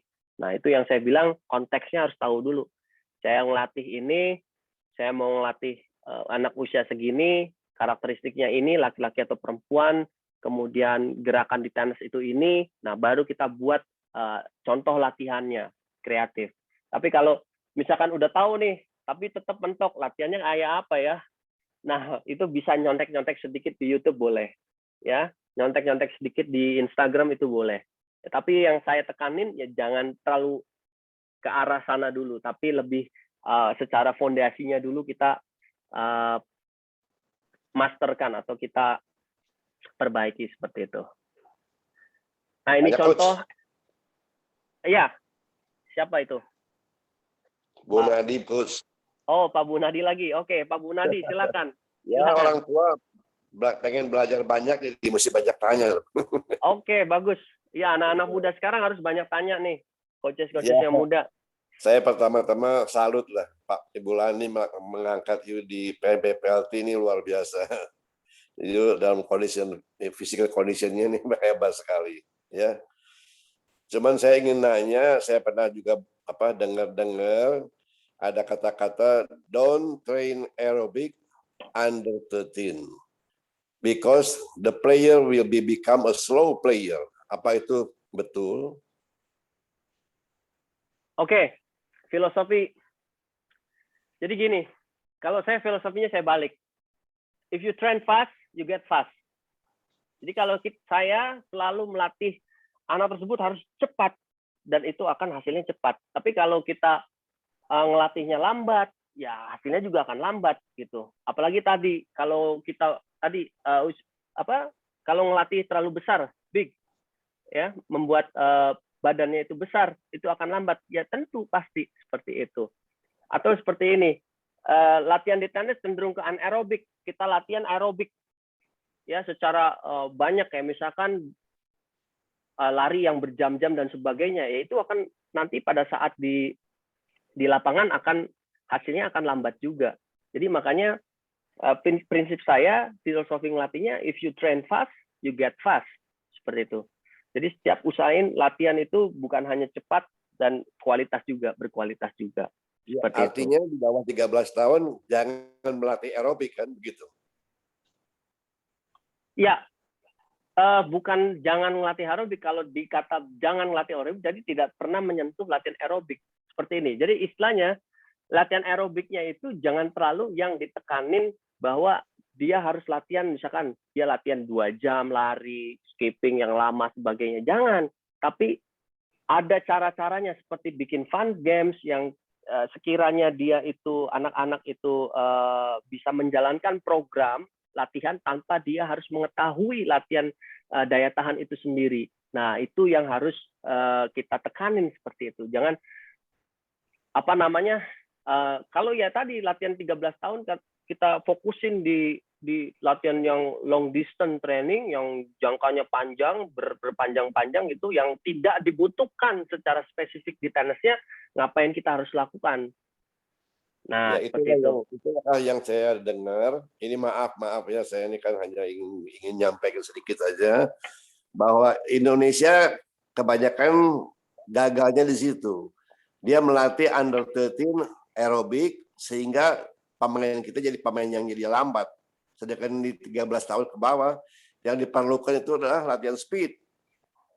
Ya, yang sudah saya jelaskan sebelumnya bahwa kebutuhannya adalah apa? Kalau misalkan di bawah 13 tahun kan tadi kebutuhannya lebih banyak di speed and agility.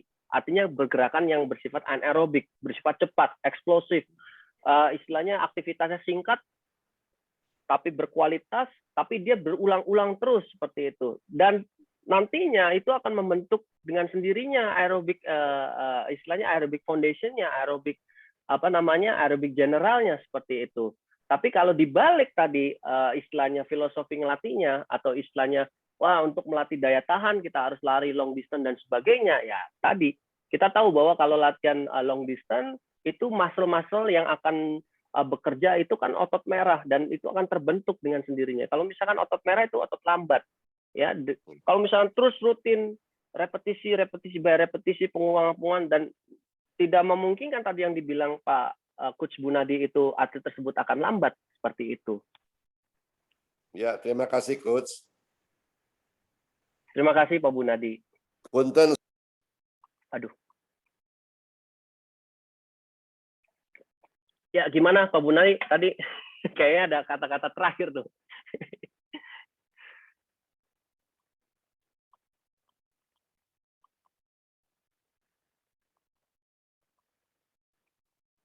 Oke, ada lagi sebelum ke bentuk exercise? Ya Coach, boleh tanya apa slide yang pertama itu Coach? Yang aerobik slide yang apa untuk kita tahu data kita eksplosif berapa, kemampuan lompatnya itu boleh dilihatin betul. Oh, oke.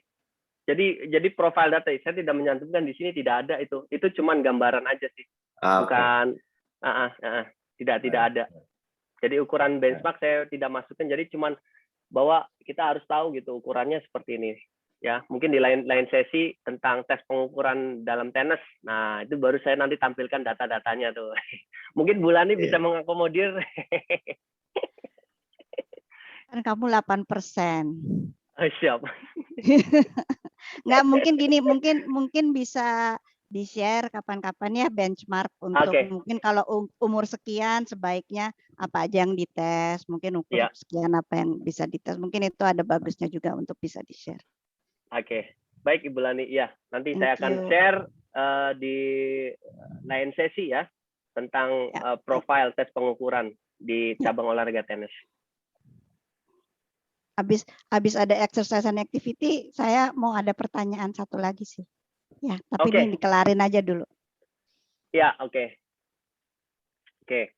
Nah, ini yang merupakan bentuk latihannya, contoh latihan ya. Contoh latihan di latihan strength and conditioning. Nah, ini ada beberapa slide, nanti ada 3 slide. Yang pertama latihan yang tadi. Intensitasnya apa? Learn, develop, atau perform. Jadi mereka berbeda-beda latihannya. Karena punya fungsi yang berbeda-beda. Oke, kelihatan nggak?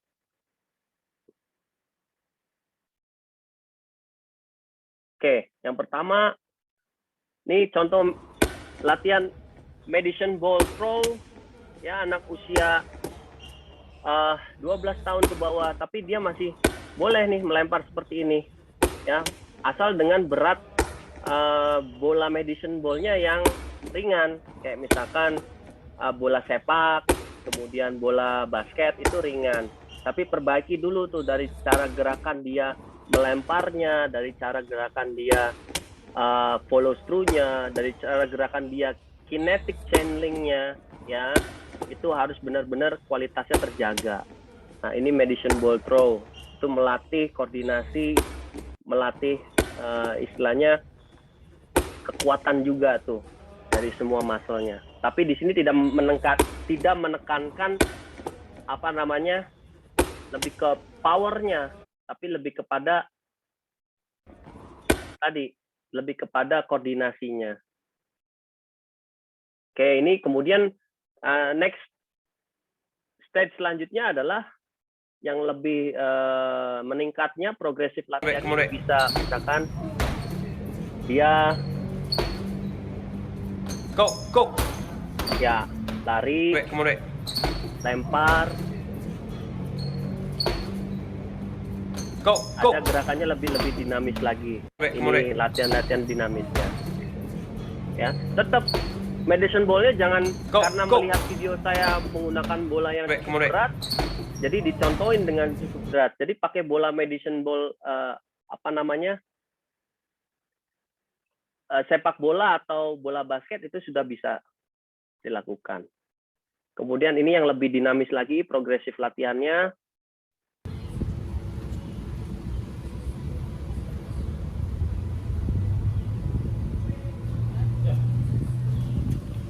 Jadi lebih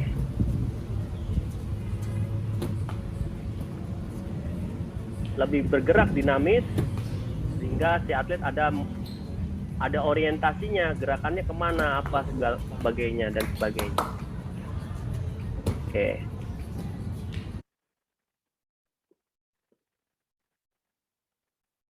Ini latihan penguatan dasar usia tadi 13-14 tahun. Belajar squat ya dengan beban yang cukup tidak usah tidak berat. 2, 3, pause and drive up. Let's go again. 1, 2, 3, pause and drive up. Oke, kemudian ini 2 kaki, squat 2 kaki, kemudian ini bisa juga progresif latihannya ya, belajar lanjut. Kalau tidak bisa menggunakan pemberat atau ada beban, kita menggunakan beban sendiri gitu. Jadi banyak hal kalau misalkan nggak kuat. Yang penting kualitas gerakannya harus terjaga dan tadi konsentrasi, keseimbangan, stability and action-nya itu harus terjaga.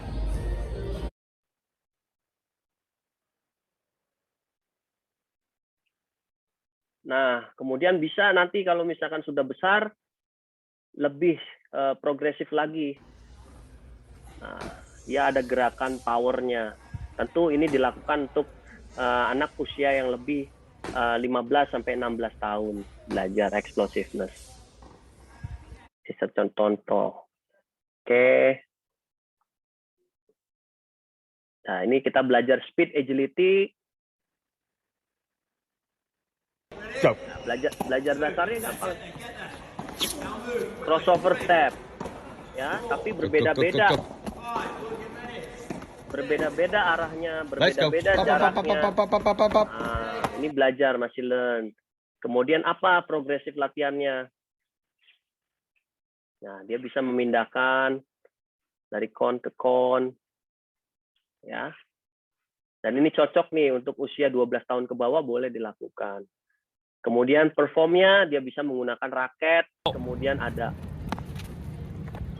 kombinasi ya. Forehand, backhand, dan sebagainya.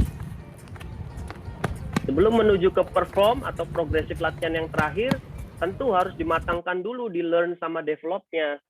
Ya, jangan asal belum sampai ke arah perform, tapi kita mau langsung lompat ke progresif yang lebih tingginya gitu. Jadi yang dasar dulu, tadi yang general. Ini merupakan latihan yang bersifat general dan orientasi. Sama speed agility juga, ini melatih otot kekuatan ya, agility, speed, dan strength juga, dan koordinasi juga ya, melatih sky step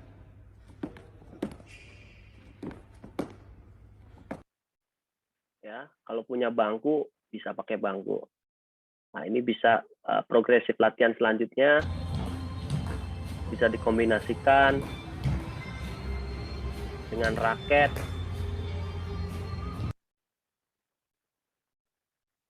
Kemudian bisa lebih progresif lagi, ini contohnya agak ekstrim.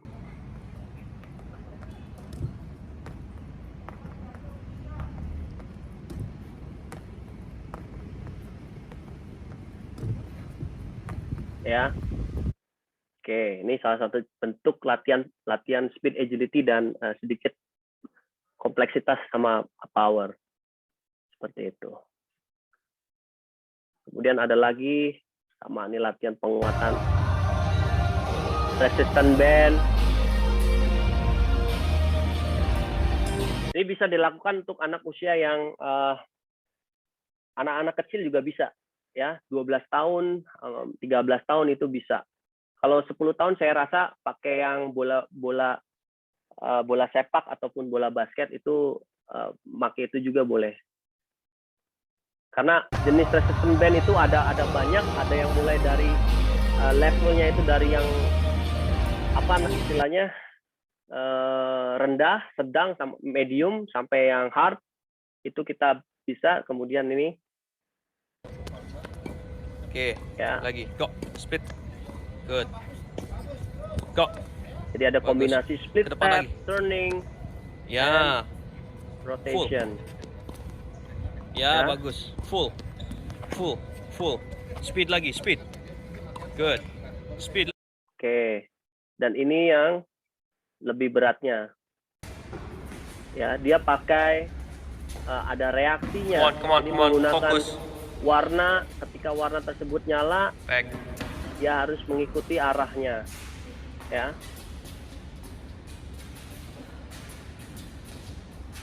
Oke. Dan sekali lagi saya tekankan bahwa jangan terburu-buru latihannya ke arah yang perform, tapi yang learning dan develop aja untuk anak usia yang masih 14 tahun ke bawah. Oke, mungkin itu aja. Ada yang mau bertanya? Silakan. Oke, kita lihat dari chat ya. Kalau pemain tenis apa boleh ikut latihan bulu tangkis juga?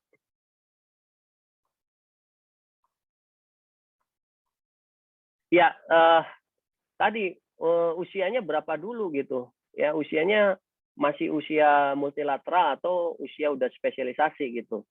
Kalau misalkan udah spesialisasi, artinya 14 tahun ke atas, ya lebih baik lebih difokusin di tenis gitu, ketimbang ke bulu tangkis. Meskipun dari segi karakteristik kecabangannya itu hampir sama, tapi sebenarnya kalau kita bedah antara bulu tangkis dan tenis itu berbeda gitu.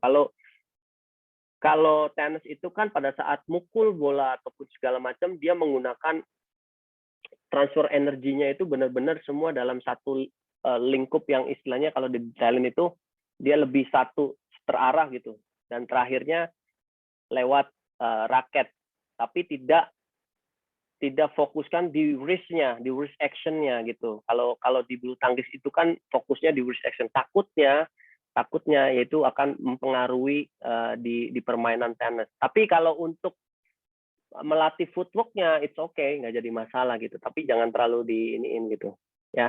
Kalau di multilateral ya bebas, boleh latihan bulu tangkis, boleh tenis ya. Itu merupakan tadi ada gimnastik, ada renang, ada atletik, itu harus dibanyakin seperti itu.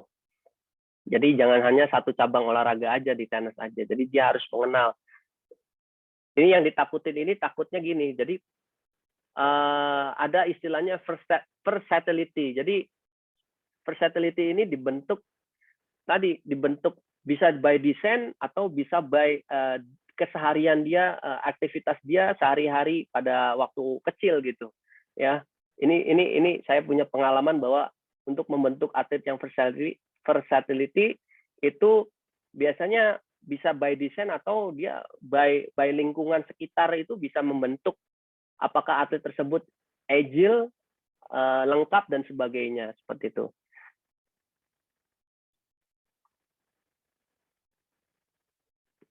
Apakah daily skipping latihan yang baik untuk anak 8 tahun? Nah, gini, ini kan skipping, kita lihat dulu, skipping itu adalah latihan yang berjenis low impact plyometric ya.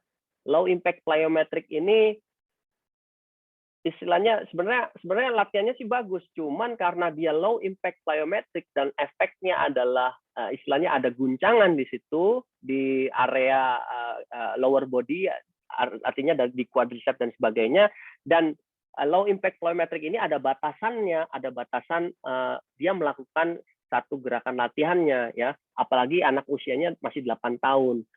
Ya, itu saya tidak rekomendasikan terlalu banyak latihan low impact plyometric karena akan mempengaruhi dia punya istilahnya rentan akan cedera nantinya kalau misalkan terlalu banyak latihan low impact plyometric gitu. Seperti itu. Apalagi ototnya masih belum terbentuk dan sebagainya. Tapi untuk belajar, ya belajar dalam arti belajar tidak seriusin sampai ribuan kali dalam satu kali gerakan itu nggak apa-apa gitu.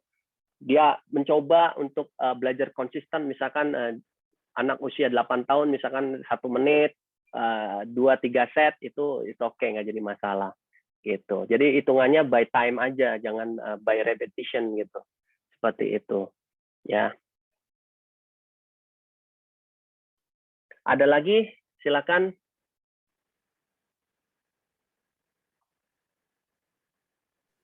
Ada Oki mau nanya. Ya Ibu Lani silakan. Ini kali gampang ya kalau buat kamu. Kalau buat saya rada sedikit bingung. Nggak bingung sih. Gini, pada prinsipnya kan kalau tenis itu lebih banyak anaerobik ya. Tapi tadi kaitannya tuh dengan pertanyaannya Pak Buhardi. Kalau udah agak di atas saya nggak ngomong 35 lah, 40 maybe above 40. Itu kan tadi Waki bilang kan yang penting dari sisi kebugarannya. Kalau di atas 40 itu seharusnya kan juga ada aerobiknya, ya apa enggak? Karena jangan sampai kan saya sekarang nih sering dengar gitu si A, si B pass away karena habis main tenis, So saya rasa kan karena emang udah umur ya, makanya mungkin karena anaerobiknya itu jadi aerobiknya kurang terlatih. Sedangkan kalau kita udah agak lebih tua kan kita perlu aerobiknya. Ada nggak benchmark katakanlah di training zone-nya itu berapa menit? Yang paling gampang kan memang pulse ya. Kita kadang-kadang kalau lupa nggak medical check up dalam setahun or whatever gitu, ada nggak sih di pulse-nya apa tes tertentu yang kira-kira kita harus tahu supaya nggak over pada saat kita main tenis gitu loh maksudnya. Karena saya sering dengar seperti itu kan di berita di grup lah atau apalah ditulis bapak ini meninggal dunia setelah main tenis atau apa gitu. Maksudnya ya saya sendiri kan juga ada 50 plus ya di atas 55. Tadi Pak Buhari kan juga murid-muridnya sudah di atas 35. Jadi untuk mengikuti yang memang ada keperluan murid-muridnya agak tua, bukan tua ya apa ya, di atas 50 lah, di atas 40 lah. Veteran. Iya, veteran. Nah itu benchmarknya apa kira-kira untuk mengetahui bahwa I should stop now karena gue udah melewati gitu di training zone-nya udah lewat berapa menit sesudah harus setiap kali ngitung pulse or something like that. Itulah intinya. Oke, terima kasih Bu Lani. Ini pertanyaan menarik dan sering terjadi kasus-kasus seperti ini ya. Ibaratnya mati mendadak, sudden death karena tidak mengetahui istilahnya tidak mengetahui dia punya kapasitas. Nggak tahu diri lah istilahnya, itu kasarnya gitu, nggak tahu diri pengen maksa gitu, jadi akhirnya hal-hal buruk terjadi gitu. Nah yang mau saya tekankan gini ya kepada bapak-bapak ibu-ibu ya, kalau misalkan melakukan aktivitas itu ada prosesnya. Sebelum aktivitas utama didahulukan ada pemanasan. Ini pemanasan dulu nih ya 10 menit sampai 15 menit nih baru masuk ke latihan intinya, latihan tenisnya misalkan katakanlah. Kemudian setelah latihan tenis jangan langsung pulang, jangan langsung duduk kemudian ngobrol-ngobrol apalagi sambil ngerokok minum kopi gitu kan. Nah ini yang bahaya nih, kebiasaan habit ini yang menimbulkan tadi masalah-masalah di keadaan tubuhnya dia. Nah, yang saya mau tekankan dari prosesnya ada pemanasan, ada inti, ada cooling down. Itu harus protokolnya harus dijalankan. Itu dulu yang pertama. Kedua adalah kita harus knows myself atau knows yourself ya. Jadi batasan-batasannya. Kalau misalkan tadi paling gampang itu by pulse atau denyut nadi. Jadi denyut nadi itu bisa kita hitung nih masuk zona mana nih. Paling gampang ini 220 kurangi umur ya. Kalau misalkan denyut nadi maksimalnya misalkan umurnya 50 tahun berarti 220 kurangi 50 berarti denyut nadi maksimalnya adalah 170. 170 adalah 100% intensitas. Nah, ingat 100% intensitas. Tapi kalau untuk melatih kebugaran ya, itu mainnya di 65-70%. Itu aja, nggak usah terlalu 80%, 90% gitu. Nah, itu yang kadang kita nggak tahu diri seperti itu. Makanya terjadi hal-hal. Kalau misalkan kelebihan, waduh coach, ini udah kelebihan nih denyut nadinya. Ya kita harus jangan sungkan berhenti gitu. Jangan sungkan untuk stop ya. Jangan karena merasa kita masih kuat ya, tapi kondisi badan kita itu tidak sanggup. Ya, karena merasa ego, merasa wah ini apalagi ada istilahnya ada yang harus dibayar nih, akan ada kompetisi di situ, itu yang lebih bahaya lagi tuh. Nah, itu yang nggak boleh sampai terjadi. Itu sederhananya seperti itu. Masuk di zona trainingnya masuk di 2 atau zona 2 atau zona 3. Ya, artinya 65% sampai 75% dari denyut nadi maksimal. Cara ngitungnya tadi 220 kurangin umur, itu paling sederhana. Ya, kalau ada smartwatch itu lebih gampang lagi. Kalau misalkan Bapak Ibu sekalian pakai jam Apple Watch atau Garmin, pakai Suunto, pakai apa yang bisa diukur lah, pakai Xiaomi sekalipun itu bisa tahu, itu akan lebih mudah gitu. Seperti itu. Tapi pada prinsipnya tadi fokusnya tadi pemanasan, latihan inti dan pendinginan itu, ya. Jangan jadi kadang ini baru masuk lapangan, ayo game langsung mulai ya kan. Nah, ini nih yang bahaya nih. Belum pemanasan, belum warm, darahnya juga belum lancar ke seluruh tubuh, oksigennya juga belum banyak yang masuk, tiba-tiba kita paksakan latihan tenis atau bermain tenis, apalagi sampai matches. Apalagi sampai ada taruhannya. Wah, itu lebih bahaya lagi itu. Makanya banyak mati mendadak karena hal-hal tersebut. Mungkin itu aja Ibu Lani. Terima kasih Coach Oki. Oke. By time itu sebaiknya berapa menit skipping untuk 8 tahun? Ya nggak usah lama-lama, 30 detik sampai 1 menit aja gitu. 30 detik sampai 1 menit. Ya, diulang misalkan 3 sampai 5 kali. Itu kan udah cukup sebenarnya. Karena kan latihan skipping ini kan kalau untuk anak usia 8 tahun kan untuk istilahnya belajar koordinasi aja, bukan belajar sesuatu yang harus dicapai atau mencapai endurance dan sebagainya, tapi belajar koordinasi. Banyak loh anak-anak usia 8 tahun yang nggak bisa skippingan, nah makanya diajarin, tapi nggak usah terlalu over. Maksud saya over di sini, durasi aja mainnya 30 detik sampai 1 menit. Setelah itu rest, istirahat ya. Istirahatnya 1:1, 1:2, atau 1:3, terserah. Ya, karena untuk proses belajar aja seperti itu. Ya, diulang 3 sampai 5 kali ya. Ya, nggak usah banyak. Maksudnya diulang lagi besoknya, besok lusa, jangan ya. Sekali-kali aja, seminggu 2 kali ya, cukup. Seminggu sekali sampai 2 kali skippingan. Ya, untuk anak usia segitu. Nggak usah terlalu over. Karena dampaknya akan lumayan apa istilahnya, low impact plyometric ini lumayan cukup berpengaruh juga buat struktural yang ada di tubuh. Oke. Kita masih ada waktu sebentar lagi, kira-kira ada yang mau bertanya? Untuk absensi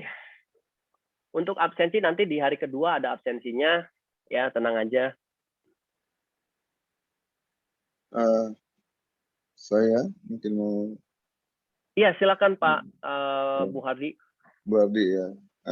Kalau bisa, kami bisa mendapatkan berupa referensi tadi, apakah dalam bentuk soft copy-nya. Kalau bisa diharapkan bagaimana caranya kami mendapatkannya.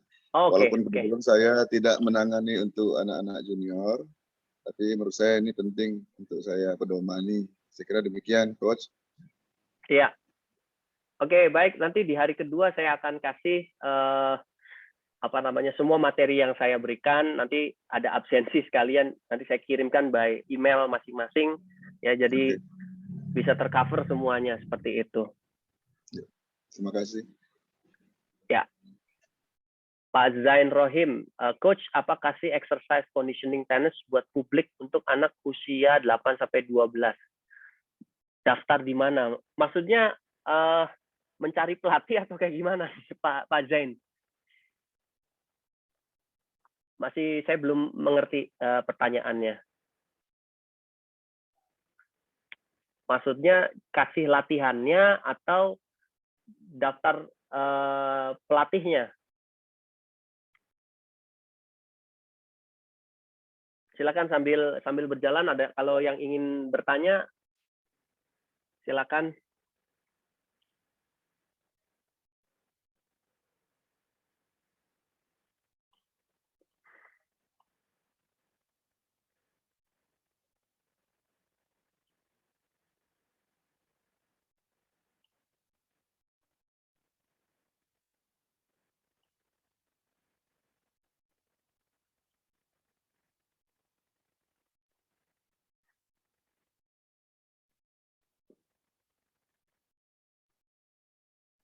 Untuk jadwal jelas ya. Di sini panduannya kalau latihan fisik tadi per usia itu 8 sampai 12 tahun itu di 2 sampai 4 jam dalam 1 minggu.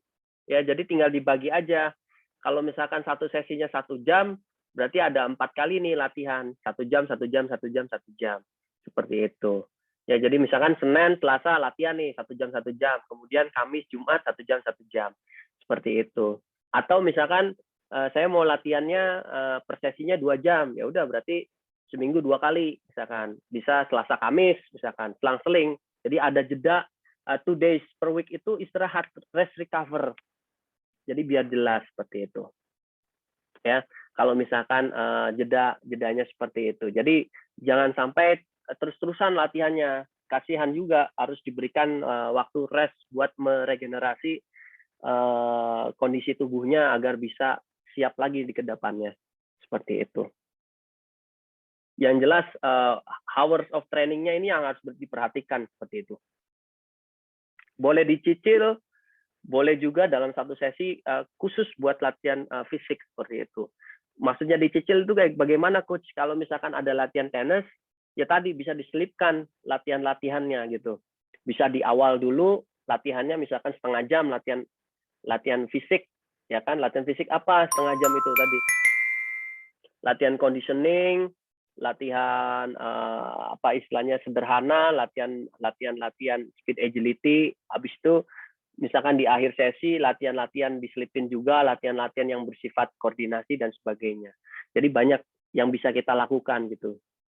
Seperti itu. Tapi kalau saya biasanya itu bukan hanya ada waktu khusus gitu, tapi diselipin juga waktu-waktu di mana dia harus melakukan latihan-latihan fisik gitu. Pada saat sebelum latihan maupun sesudah latihan. Kayak misalkan contoh, kalau saya ada target latihan daya tahan, ya daya tahan untuk anak usia 14 tahun, itu saya akan kasih latihan itu di akhir sesi latihan teknik.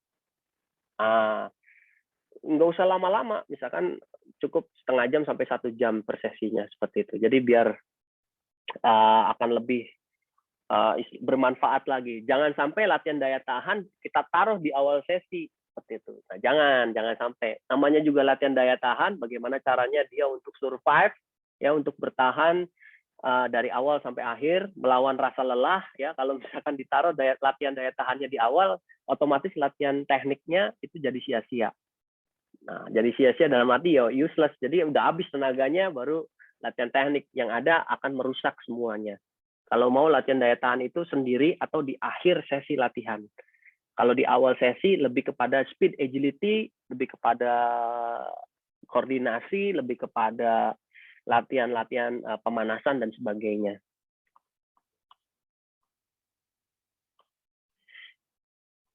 Ada lagi yang mau ditanyakan?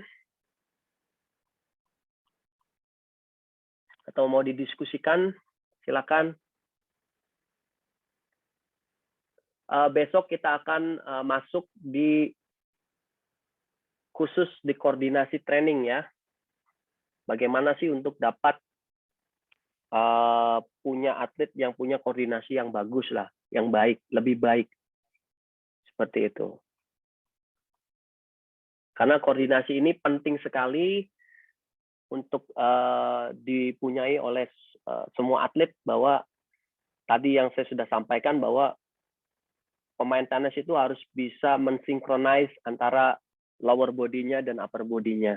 Kalau misalkan tidak sinkronis, ya tidak bisa menjadi satu kesatuan atau kinetic changeling yang baik, itu akan mempengaruhi kualitas pukulan dan akan mempengaruhi permainan dari anak tersebut. Makanya koordinasi ini penting. Ya.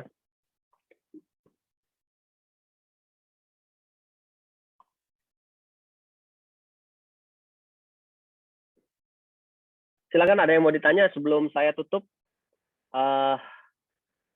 webinar malam hari ini. Terima kasih banyak sebelumnya. Saya ucapkan terima kasih buat PBPLT yang sudah memfasilitasi. Terima kasih yang sudah bergabung.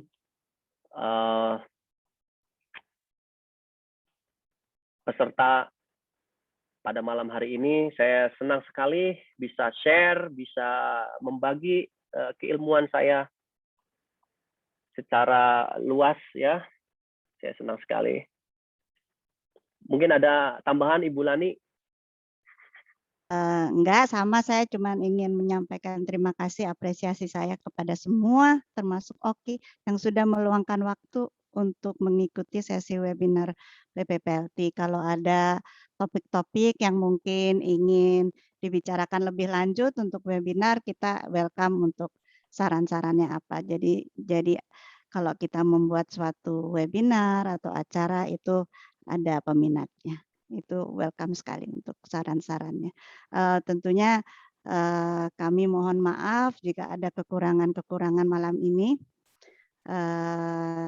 Tapi dengan segala keterbatasan kami, insya Allah tetap ada gunanya, tetap bermanfaat untuk kita semua yang mengikuti malam ini. Sekian, terima kasih dari saya. Terima kasih semuanya. Oke, baik Ibu Lani, terima kasih banyak. Kalau tidak ada pertanyaan lagi, kita tutup webinar malam hari ini. Billahi taufik wal hidayah. Wassalamualaikum warahmatullahi wabarakatuh. Selamat malam. Waalaikumsalam warahmatullahi Selamat istirahat dan salam sejahtera. Selamat malam minggu. Salam olahraga, Jaya. Salam olahraga. Jaya. Ayo tenis. Terima kasih.